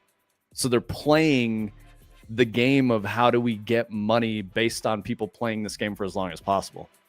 I think a good successful example of that is probably League of Legends, but that game is free. So that works for them really well. And it took them, a decade to get to that point where Riot is a powerhouse now. So there was a lot of very clever strategy and understanding how to thread that needle by those business leaders. I think the most interesting thing about the two guys that founded Riot is that both of them are business guys, but gaming was their passion. So they didn't know shit about how to make games or what made games fun. So instead of saying, we're just going to figure it out, they recognized they didn't have the expertise. And so what they did was they went around and used their business acumen to get the best talent to make the game good. So it's an interesting approach because, I often talk about how the business people are ruining AAA and, ruining games in general and just causing a lot of bad stuff to be made in the industry. These guys are an exception. And, I know that League as an IP is really contentious and a lot of people hate League. Tony, is your frame rate actually dipping there? My frame rate feels okay. Okay. Oh, it's my stream. One of the streams looks okay. The other one is like framey. I'm just gonna refresh. But yeah, you're looking fine, Tony. Don't worry about it. Let's see. LFQ says, I have a friend who streamed a bit of video. He took time off streaming, but was still playing almost every day. After about a year and a half, he streamed a bit again and was still in the same area. Oh no, dude. Like just still grinding the same area for a year? Yikes. Yeah, okay. So think about this. If BDO is, reached a modicum of success and they're still operating and the game is live, they figured out a way to function and make enough money to stay in business. Yeah, same with RuneScape, And so like this is why I'm decrying the really weird grandiose claims that some people make. Same color shirt every day. How do you know that those people who are doing these things aren't just playing, especially if they're not engaging with chat? How do you know that they're real? How do you know they're not just playing previous footage and they're not even there? They just clicked live with a replay? You don't. So anyway, be discerning, be careful. I just feel like it's almost worse because it's like these people, it might even not be nefarious. It's more like they don't understand that what they're saying is ridiculous and not going to happen. And the people supporting them, I don't think understand that either. And that's almost equally as dangerous, maybe. I don't know. Yes, totally. Yeah. And I think the interesting thing is like, I've worked on live service games. I've done that. I don't ever want to work on a live service game. I don't ever want to do that again. It's not fun. It really sucks to be on that team.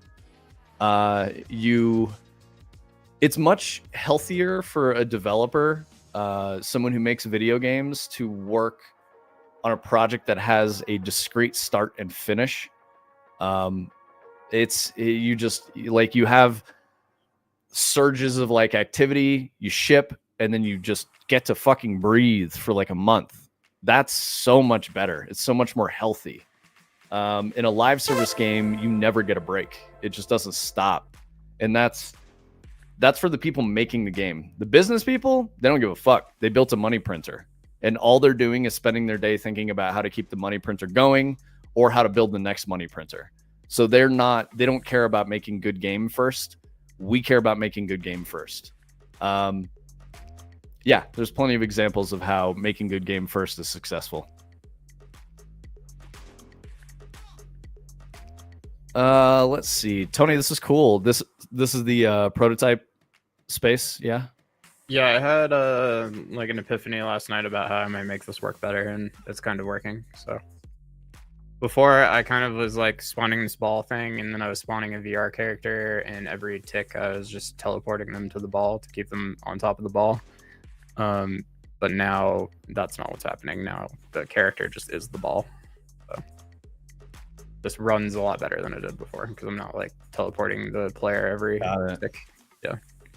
But just in terms of like the smoothness on the ground, like the reason that I want to try to set something like this up just for chat to understand is that like the terrain itself looks very smooth, but it has random edges and vertices and stuff. And especially when you're moving this fast, the physics calculations sometimes just don't work right. And you'll, for lack of a better term, like catch on an edge, and it'll slow you down really aggressively with the way our existing controller works, because you're kind of like a capsule sliding around. And so my theory here was that if the bottom of the character is actually a ball, and you can see the ball doesn't always roll. Like a lot of the time it's kind of like doing stuff that isn't exactly where it's like pointing. Like right now I pretty much don't have it moving at all. But that it just creates this like round surface on the bottom that doesn't catch on any edges, and it doesn't have any friction.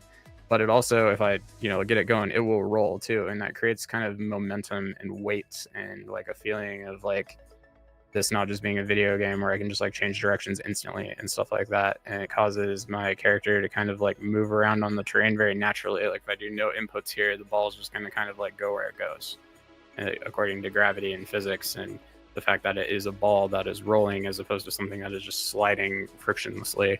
And it feels a lot better to play. I know it's very hard to communicate that when you guys are just kind of like watching on a flat screen, but compared to our other character who is kind of flying and just sliding on the ground with no friction, this has a lot more like better game feel. Yeah. But there's still some problems with it. You can see like if I start turning, I like kind of will stop moving to some extent very quickly and stuff. So we gotta kind of dial it in, but I think that this is the right direction for sure. Brightside, to answer your question about Hyperskate alpha footage, yes, this is Hyperskate. What Tony's doing is, so we have there's a couple different levels that are used for prototyping. This is a specific type of prototype with a different player controller, and that's what Tony was just explaining. In the build up on Steam, we have a capsule player controller with friction toggling on and off. Tony rewrote some of the physics for how the player controller works and used the spherical collider model. And that is changing how the game feels, which is really important. That's a big part of it. So we found, like in the initial prototype for Hyperskate, which is in the Steam build, it's a term that we use in the industry as designers, that we say that intrinsic fun is there. What that means is that just playing the most basic game without any modes or any other stuff, no achievements, no levels, like no player progression, without all that, the game is fun. So just riding around with your homies in this giant landscape and hitting jumps and shit is really fun. So that's how we decided to run with Hyperskate. And we've been building it for less than a year at this point, like 6 to 8 months, something like that. I do also want to address, Brightside said a couple things, and then I'll get to your comment, Nathaniel. Brightside says, I used to AFK grind RuneScape all the time. Yeah, that's awesome. I think you guys aren't mad at being wide-eyed and bushy-tailed. No, we're not at all. It's just more like being realistic. It looks fun, Boom. That's great. That's really positive. We appreciate that. We're really worried about how, because like you can't get the vibe for a VR game in a flat screen. It just does not translate. So that's really good. We like that you're into that. You would never see like any of the stuff I'm seeing here. This is kind of like debug visuals for the most part, but yeah, this is like a bespoke test level for Tony's new player controller. It's actually like a bespoke project, separate from Hyperskate initially, just because I wanted a slightly less like messy and faster loading thing to just kind of like do some quick iterating in. But I've started porting all of this back into the Hyperskate project. It was running better here to show on stream today. So, but yeah, to Vince's point, you're basically seeing Hyperskate Alpha right now. And this is the same landscape material that gets used in our real level. Yep. These are a lot of our same, ramp things and gate setups and stuff like that. I just wanted to kind of start over with a raw Unreal VR template and see if I could make this work a little better, just kind of like raw from scratch. So Tony Boom says, adding the obstacles and course meshes inspires a want to have fun in this game. So if you're looking at this and you're like, oh shit, I'm getting it. Imagine now, and this exists in many forms that we have, but we haven't necessarily shown off.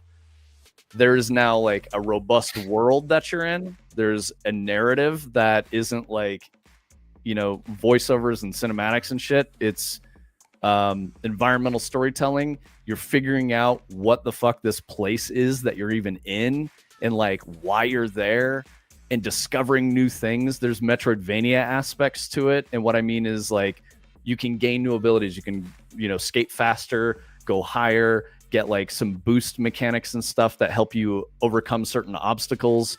And then you're discovering like these, if you look at this splash art here, you're discovering these like really juxtaposed, alien structures in this natural landscape environment.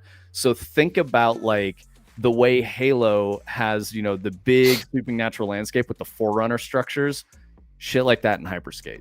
So it's good. I'll skate around here for a few minutes while we keep talking, and then we'll wrap it up. But yeah, no worries. Okay, so now I'll get to Nathaniel's comment. I visited your YouTube channel, saw your video quality is very good. Sound quality is good, but I saw some problems with your channel. Keywords, video tags, I don't know what rang tag is. Channel tag, video SEO score is very low. Due to these reasons, your video does not receive subscribes. So that's good feedback for us. What we're trying to do with this channel is not be professional streamers. What we are doing is building games, but like crowdfunding the studio through live streaming instead of doing like an Indiegogo or a Kickstarter and these like very specific marketing campaigns. We're trying to do something different. I've been making games for about 15 years. Spent a lot of time working on Destiny, about 5 years. This is a prop from a mission that I did in Destiny called The Whisper. So yeah, like we've got a lot of experience and we're trying to do this new thing in a new way, be real people that you guys can interact with. And, there's a lot of stuff that goes into making games, and there's this adversarial relationship between gamers and game developers. We want to get rid of that. We want to have you guys be involved, and like, we just want to be real fucking people at the end of the day. We only stream 4 hours a week. So, hey, what's up, Dynamic Fox? Thanks for coming through. Thanks for chatting. So I appreciate the feedback, Nathaniel. It's definitely useful for us. Because there's two of us as the studio, founders and all that. We are also running the stream, so we are not professional streamers, and we put a lot of time and effort into making sure the basic levels of quality are high. We do need help growing. We've got a couple of people who come in and help us with marketing and social channels and stuff like that we don't really know, because the more time we spend doing that, the less time we're spending making Hyperskate, and making Hyperskate's the most important thing to us at the end of the day. So that's it. It's weird. There's trade-offs, right? So like, I get you, and you're probably right with like the SEO optimization and keywords and tags and all that stuff. We haven't even posted a video in like a year. So yeah. Like, we're aware. We're working on it. but we need help doing it. And at this point, unfortunately, that means free help. So, our wonderful friend Anime Figurines is helping us out a lot with some social content. He's great. So we're making a VR game called Hyperskate Dynamic Fox. Let me drop a link for you. You can see a trailer for it at the top of that. It's up on YouTube. We were featured in the XR Indian Friends showcase last year at the fall release or whatever. So we made a trailer for it and we were featured there. Think like Steep or Riders Republic in VR. Moving at 300 miles per hour, 40 by 40 kilometer real world scale environment. Multiplayer. I think I already said that, but like a nice big exploration game in VR. We're doing different things with VR in that you're not going to be doing a lot of motion controls. You can play this game in a chair. There's a lot of things that we're trying to do different. We chose VR because, about an hour ago, we talked about how there's basically 10 games that own most of the market, especially for Meta Quest, which is the Meta headset, the Oculus, right? Like this guy. Tony's on an Index right now. But we chose VR because these games have been dominant in the space and they're all very old. There's only a handful that are new, but they all use the same kind of VR mechanics, have very similar VR experiences. They're all kind of job simulator or a shooter where you're pretending to hold a gun or mimicking something in real life. Hyperskate doesn't do that. Hyperskate is more about flow and vibes. And, I've skateboarded and snowboarded for 15 years. Tony's done a lot of snowboarding. He also skated a bunch. So this kind of fits well for us. And Tony really loves this game called Jet Island, which is also really old. It does not have a big audience, but that's what we're doing. This landscape that you're seeing Tony skate around on is Google Hype Map data from the real world. So if you look, Tony, can you look left at the big mountain ranges off in the distance? So you can literally go to those places. This is the map. So this is it's a big square right now. That's not what we're going to ship. We're going to have different things going on. I'm trying to be vague on purpose, but if you have an HMD, a Quest or an Index, and you subscribe to YouTube, you subscribe to Twitch, and you're in our Discord, then we can send you a key and you can play it right now on Steam. So that's where we are. Let me drop the Discord. So there you go. Yeah. If you want to join and check it out, we've got a couple community members who are already playing, Hyperskate a little bit. But so boom, you might have seen Tony look over at that giant white cube thing. That's the shit I was talking about. You have a potato PC? Yeah, that's okay. I get that. We're not optimized yet, so your potato PC is probably going to have a rough time playing it. We've got. I have a. Play it with a 1080, and it was okay. Oh yeah, that's true. That's true. Yeah. So yeah, we definitely had someone play with the 1080, but it's not the frame rate targets that we want. There's no ray tracing or anything like that, so we're trying to get it so it'll run on most things. Yeah, we want to target 90 FPS because that makes a really big difference for comfort and gameplay feel for players. So having a high frame rate is really important. So Tony's figuring out a bunch of tech stuff that we need to do to execute on that. We've got grass working. We need trees and rocks and other decorators and stuff to really flesh the world out. So if you look at the trailer, we captured all that in engine. But admittedly, if you play with all that stuff on, your frame rate drops to 30 or lower, and it feels rough. It's not great. So we have to do some technology optimizations in order to get to that point so that we can have that high frame rate with those really cool visuals. And, skating through trees is really, really fun.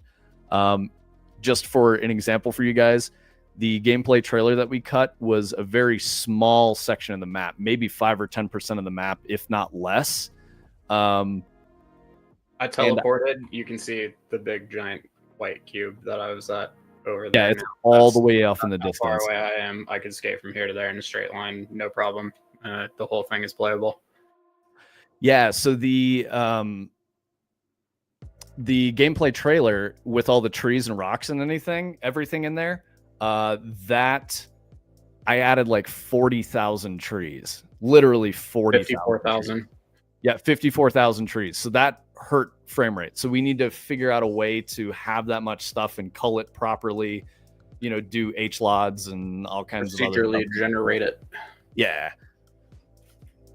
This will need a lot of storage. We hope not. Right now it's under a gig. Yeah, it's under a gig right now.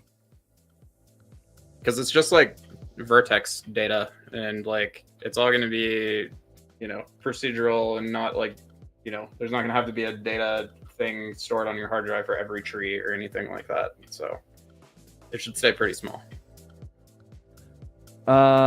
Let's see. MMORPG with real time building system, extraction shooter that has NFT features. Yes, dude. I want you to own your own cosmetics in the game. No, I'm kidding. That's I would never do that shit. We could call it like a lunchtime society or something like that. Yeah, Brightside says Vince plays all his VR games in a chair. Honestly, I prefer to. We play Walkabout, VR mini golf, and that you can't play really from a chair. It you kind of can, but it feels weird. It's nicer to just stand up and like have a brewski, chilling, have good times. We usually only play that for like an hour. We do like a full course, 18 holes, and that's good. So Hyperskate, we want you to be able to play for like a couple of hours. Right there, that was stupid. Yeah, that's why. Yeah, there you go. Because like I'll just be cruising along if you're watching, and I'll just like lose a ton of speed all of a sudden for no reason. Burnout is asking anything new on the map since we played. Yes, but not in the Steam build. Yeah, secret stuff that you're not allowed to see. But yeah, and Burnout, yes. Tony, you came a little late, but Tony is working on a new player controller in a prototype project. So we're trying to improve all those things. Will this work on PC without VR? It's a VR game, Dynamic Fox. So we're talking about having social features that maybe would let you like spectate or something like that, but you definitely won't be able to actually play the game now. Yeah, so if you imagine what it would be like if we're streaming it and you want to like hop into a multiplayer session on your phone or like a tablet, you might be able to do that. We're trying to figure some of those things out. You won't be able to play, but imagine you're like piloting an FPV drone from like your phone or whatever, and you can like look around in the space. Yeah. Yeah, if you ever do those like 3D videos where you can like take your phone and like look around inside the video, we'd really like to try to make some way to see into the game using a device like that without necessarily having to have a headset. And you wouldn't be able to play, but if you wanted to like watch your friend play so that you're not just kind of like sitting there while they have the headset on, that might be something you can do. Or like the 2-player mode in like Mario Galaxy where, the second player doesn't really do anything. They can like shake things to give you coins or something. It probably would go no deeper than something like that. Yeah, exactly. Brightside, like a skate video with like a fisheye lens. Yeah, you can like follow. So FPV drone is probably. I don't know if it still works, but if I hit tab, what do we get? FPV drone is probably the best analog, Brightside, because you're moving so fast in Hyperskate. Like you're literally doing like 300 miles per hour. Most of the time, depending on like what slopes you're on, you're probably doing about 100, 150. But when you like come down off of a huge mountain and you're just like ripping across the landscape, you'll hit like 300 miles per hour. So yeah, here, it's pretty fun. You can just we'll go for a selfie skate here. Oh shit, selfie skate. You're seeing the selfie stick, right? Yeah, it's working. So we've been trying to build a lot of things to like capture content in the game while we're playing it so that we can put it into take recorder or whatever and post it and use it for trailers and stuff. So this is one of the ones that you can do a selfie stick. We have another one that is a drone that'll follow you around. This is probably tweaking a little bit, but it's tweaking just a little bit. It's like getting unstuck from my hand because I'm going 300 miles per hour. But oh, and you guys can see the ribbon and the sparks there, which is really cool, following behind him. I might have lost it. Yeah, it's it went crazy. But those trails are really cool in multiplayer because like if you see the mountains in the background here, if you're over on that mountain, you would see Tony's trail like off in the distance. You're like, oh shit, there's Tony. And then you like haul ass to try and go catch him. And then you end up like skating together and doing all this really cool stuff. It's very fun. It's been really neat. So another part of it, part of my job is figuring out the game systems that sit on top of that. So like what activities can a player do other than just free roam skate? Why are they free roam skating? I'm not answering those questions because I don't want to spoil this stuff. I think it's a core part of the gameplay experience. We will absolutely do that though when the game is out and it's already in the market. We'll do like a whole devlog and I'll talk about the creative process and all those things. I just don't want to spoil it before it's out there. Really appreciate it, Dynamic Fox. Thank you. The things that help us the most are sub on the YouTube channel, follows and subs on the Twitch, joining the Discord. All those things really help us out a lot because then we can get you guys. That's what we do with the donations and stuff. It goes straight into this, so we can pay people that we work with. We can hire artists. We need art a lot. Like all the art you guys see is stuff that we've done, and neither of us are remotely competent digital artists. I'm a game designer, Tony's an engineer, so we can build up the game, but we can't build up the visuals as well as we want them to, so we need help in that regard. But yeah, that's something we're looking for. Yeah, I'm really glad you like it. Yeah, no worries. Thank you. You can wish list it on Steam, Dynamic Fox, if you're still here. That is up. Thank you for the follow, Dynamic Fox and Nathaniel. I just noticed that. Sorry, guys. I didn't see any alerts. Yeah, I think that's it. Are we good? We're at a good stopping point now? We've run a little over today. I'm gonna go rip the snake run and then we'll stop. Okay, sweet. Yeah, snake run. So I built this slalom back here that has a section over this reservoir. So in real life, that blue area with that crazy pipe looking thing is a reservoir up in the mountains. Montgomery Reservoir in Colorado. There you go. So I put in a snake run there because otherwise it's just a really big flat area that's kind of boring. So when you go in through this structure, it's very fun. So yeah, all these gates are a prototype for how that would work. So maybe one of the activities you'll do is like a timed course. You could race another player. You can make it so that it's perfect and you just hit all the things in time. Every gate you pass through, otherwise you got to turn around and come back. So you're like really optimizing your run, stuff like that. This is where the ball would work better. You'll see I'm getting like stuck on a lot of stuff. If I had the ball, I would just kind of roll around all of this stuff at full speed. So that was one of the big reasons that we're changing it. Mm-hmm. Like just there again, completely lost all my speed. And it's because I'm kind of like a cylinder under the hood with like a rounded bottom, but it doesn't roll.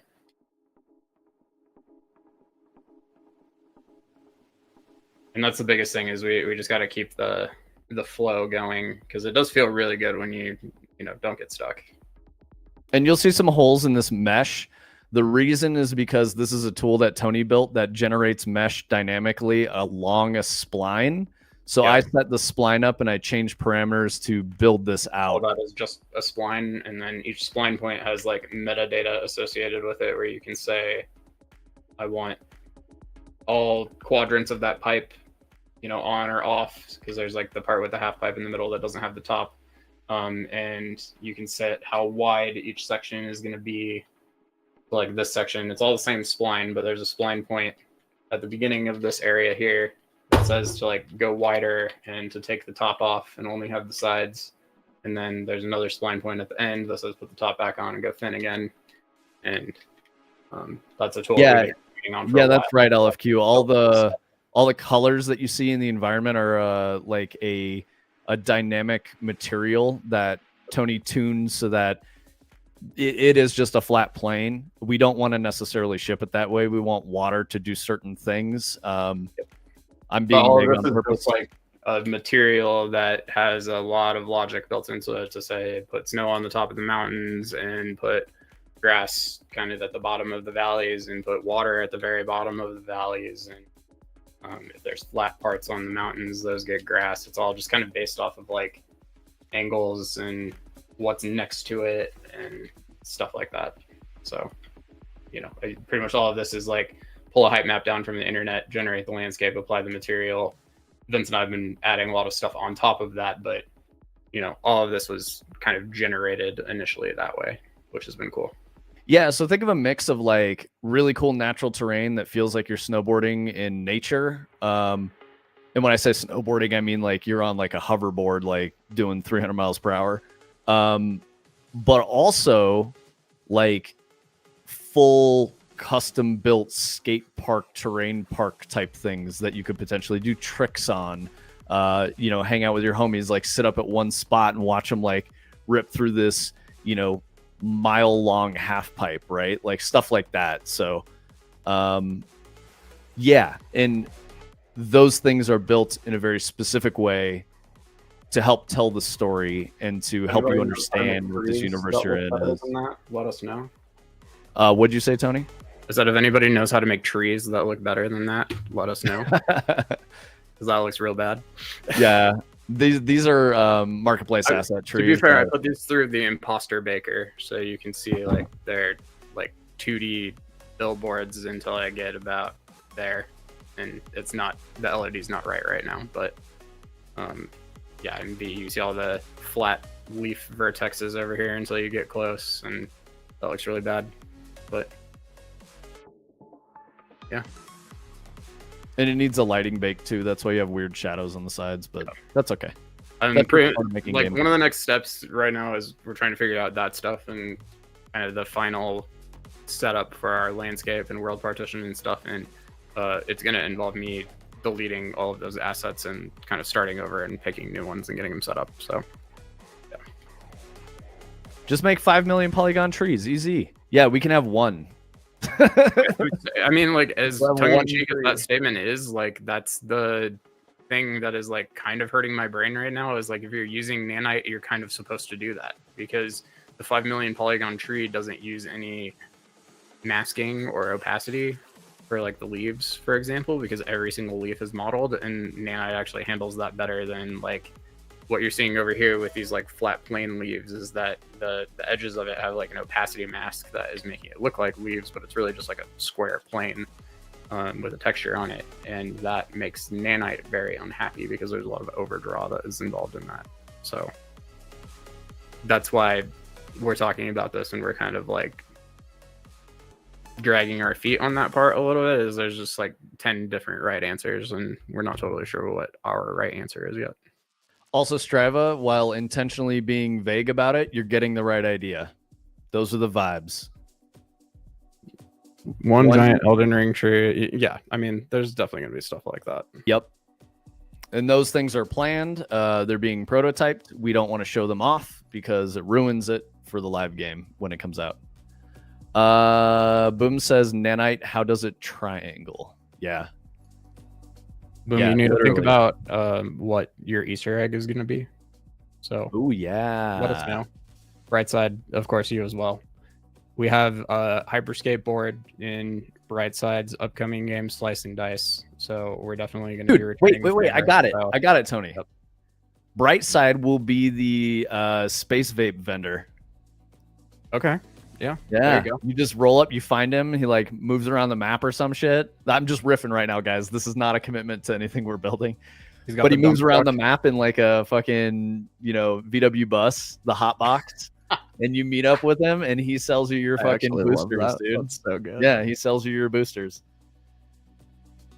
Yo, he loves it. He hit us with the lull, right, dude? You just roll up, you find Brightside, and instead of the hot box, it might need to be the bodega counter. But yes, dude, yes. Get you that can of Boom Rhino can be the 69, bodega dude. Yes, dude.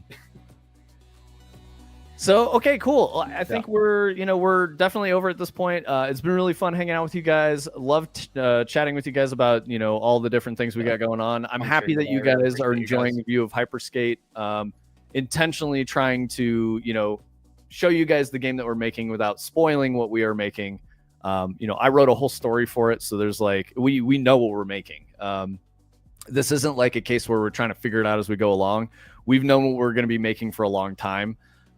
We just have to do the thing. We're doing our best. Tony's got some technical problems to solve. I've got some design problems to solve, fleshing out certain areas of the gameplay in the interplay between that organic terrain, that natural terrain, and the like bespoke skate park stuff. So that's where we're at. Beetle from Breath of the Wild, 100%. You have to do the thank you every time you buy something. Yeah, exactly. That'd be All right. What are we blueprints tomorrow? yeah. We're gonna do more blueprints with the heat map tomorrow. Sparkle Loser has crushed the living shit out of that game. She was playing it like all weekend. I think she picked it up on Friday, played it all weekend. You know, I think she beat it on Sunday, but yeah. So we'll have to hope she doesn't spoil it for you guys. But if we ever get stuck, I'm sure she's gonna give us some helpful nudges in the right direction. So we will catch you guys tomorrow. We are live in the afternoon from 2 to 4 Mountain Time. Yeah, we'll see you guys then. And we're going to do more blueprints. What's up, Tony? Are you logged into main on Twitch?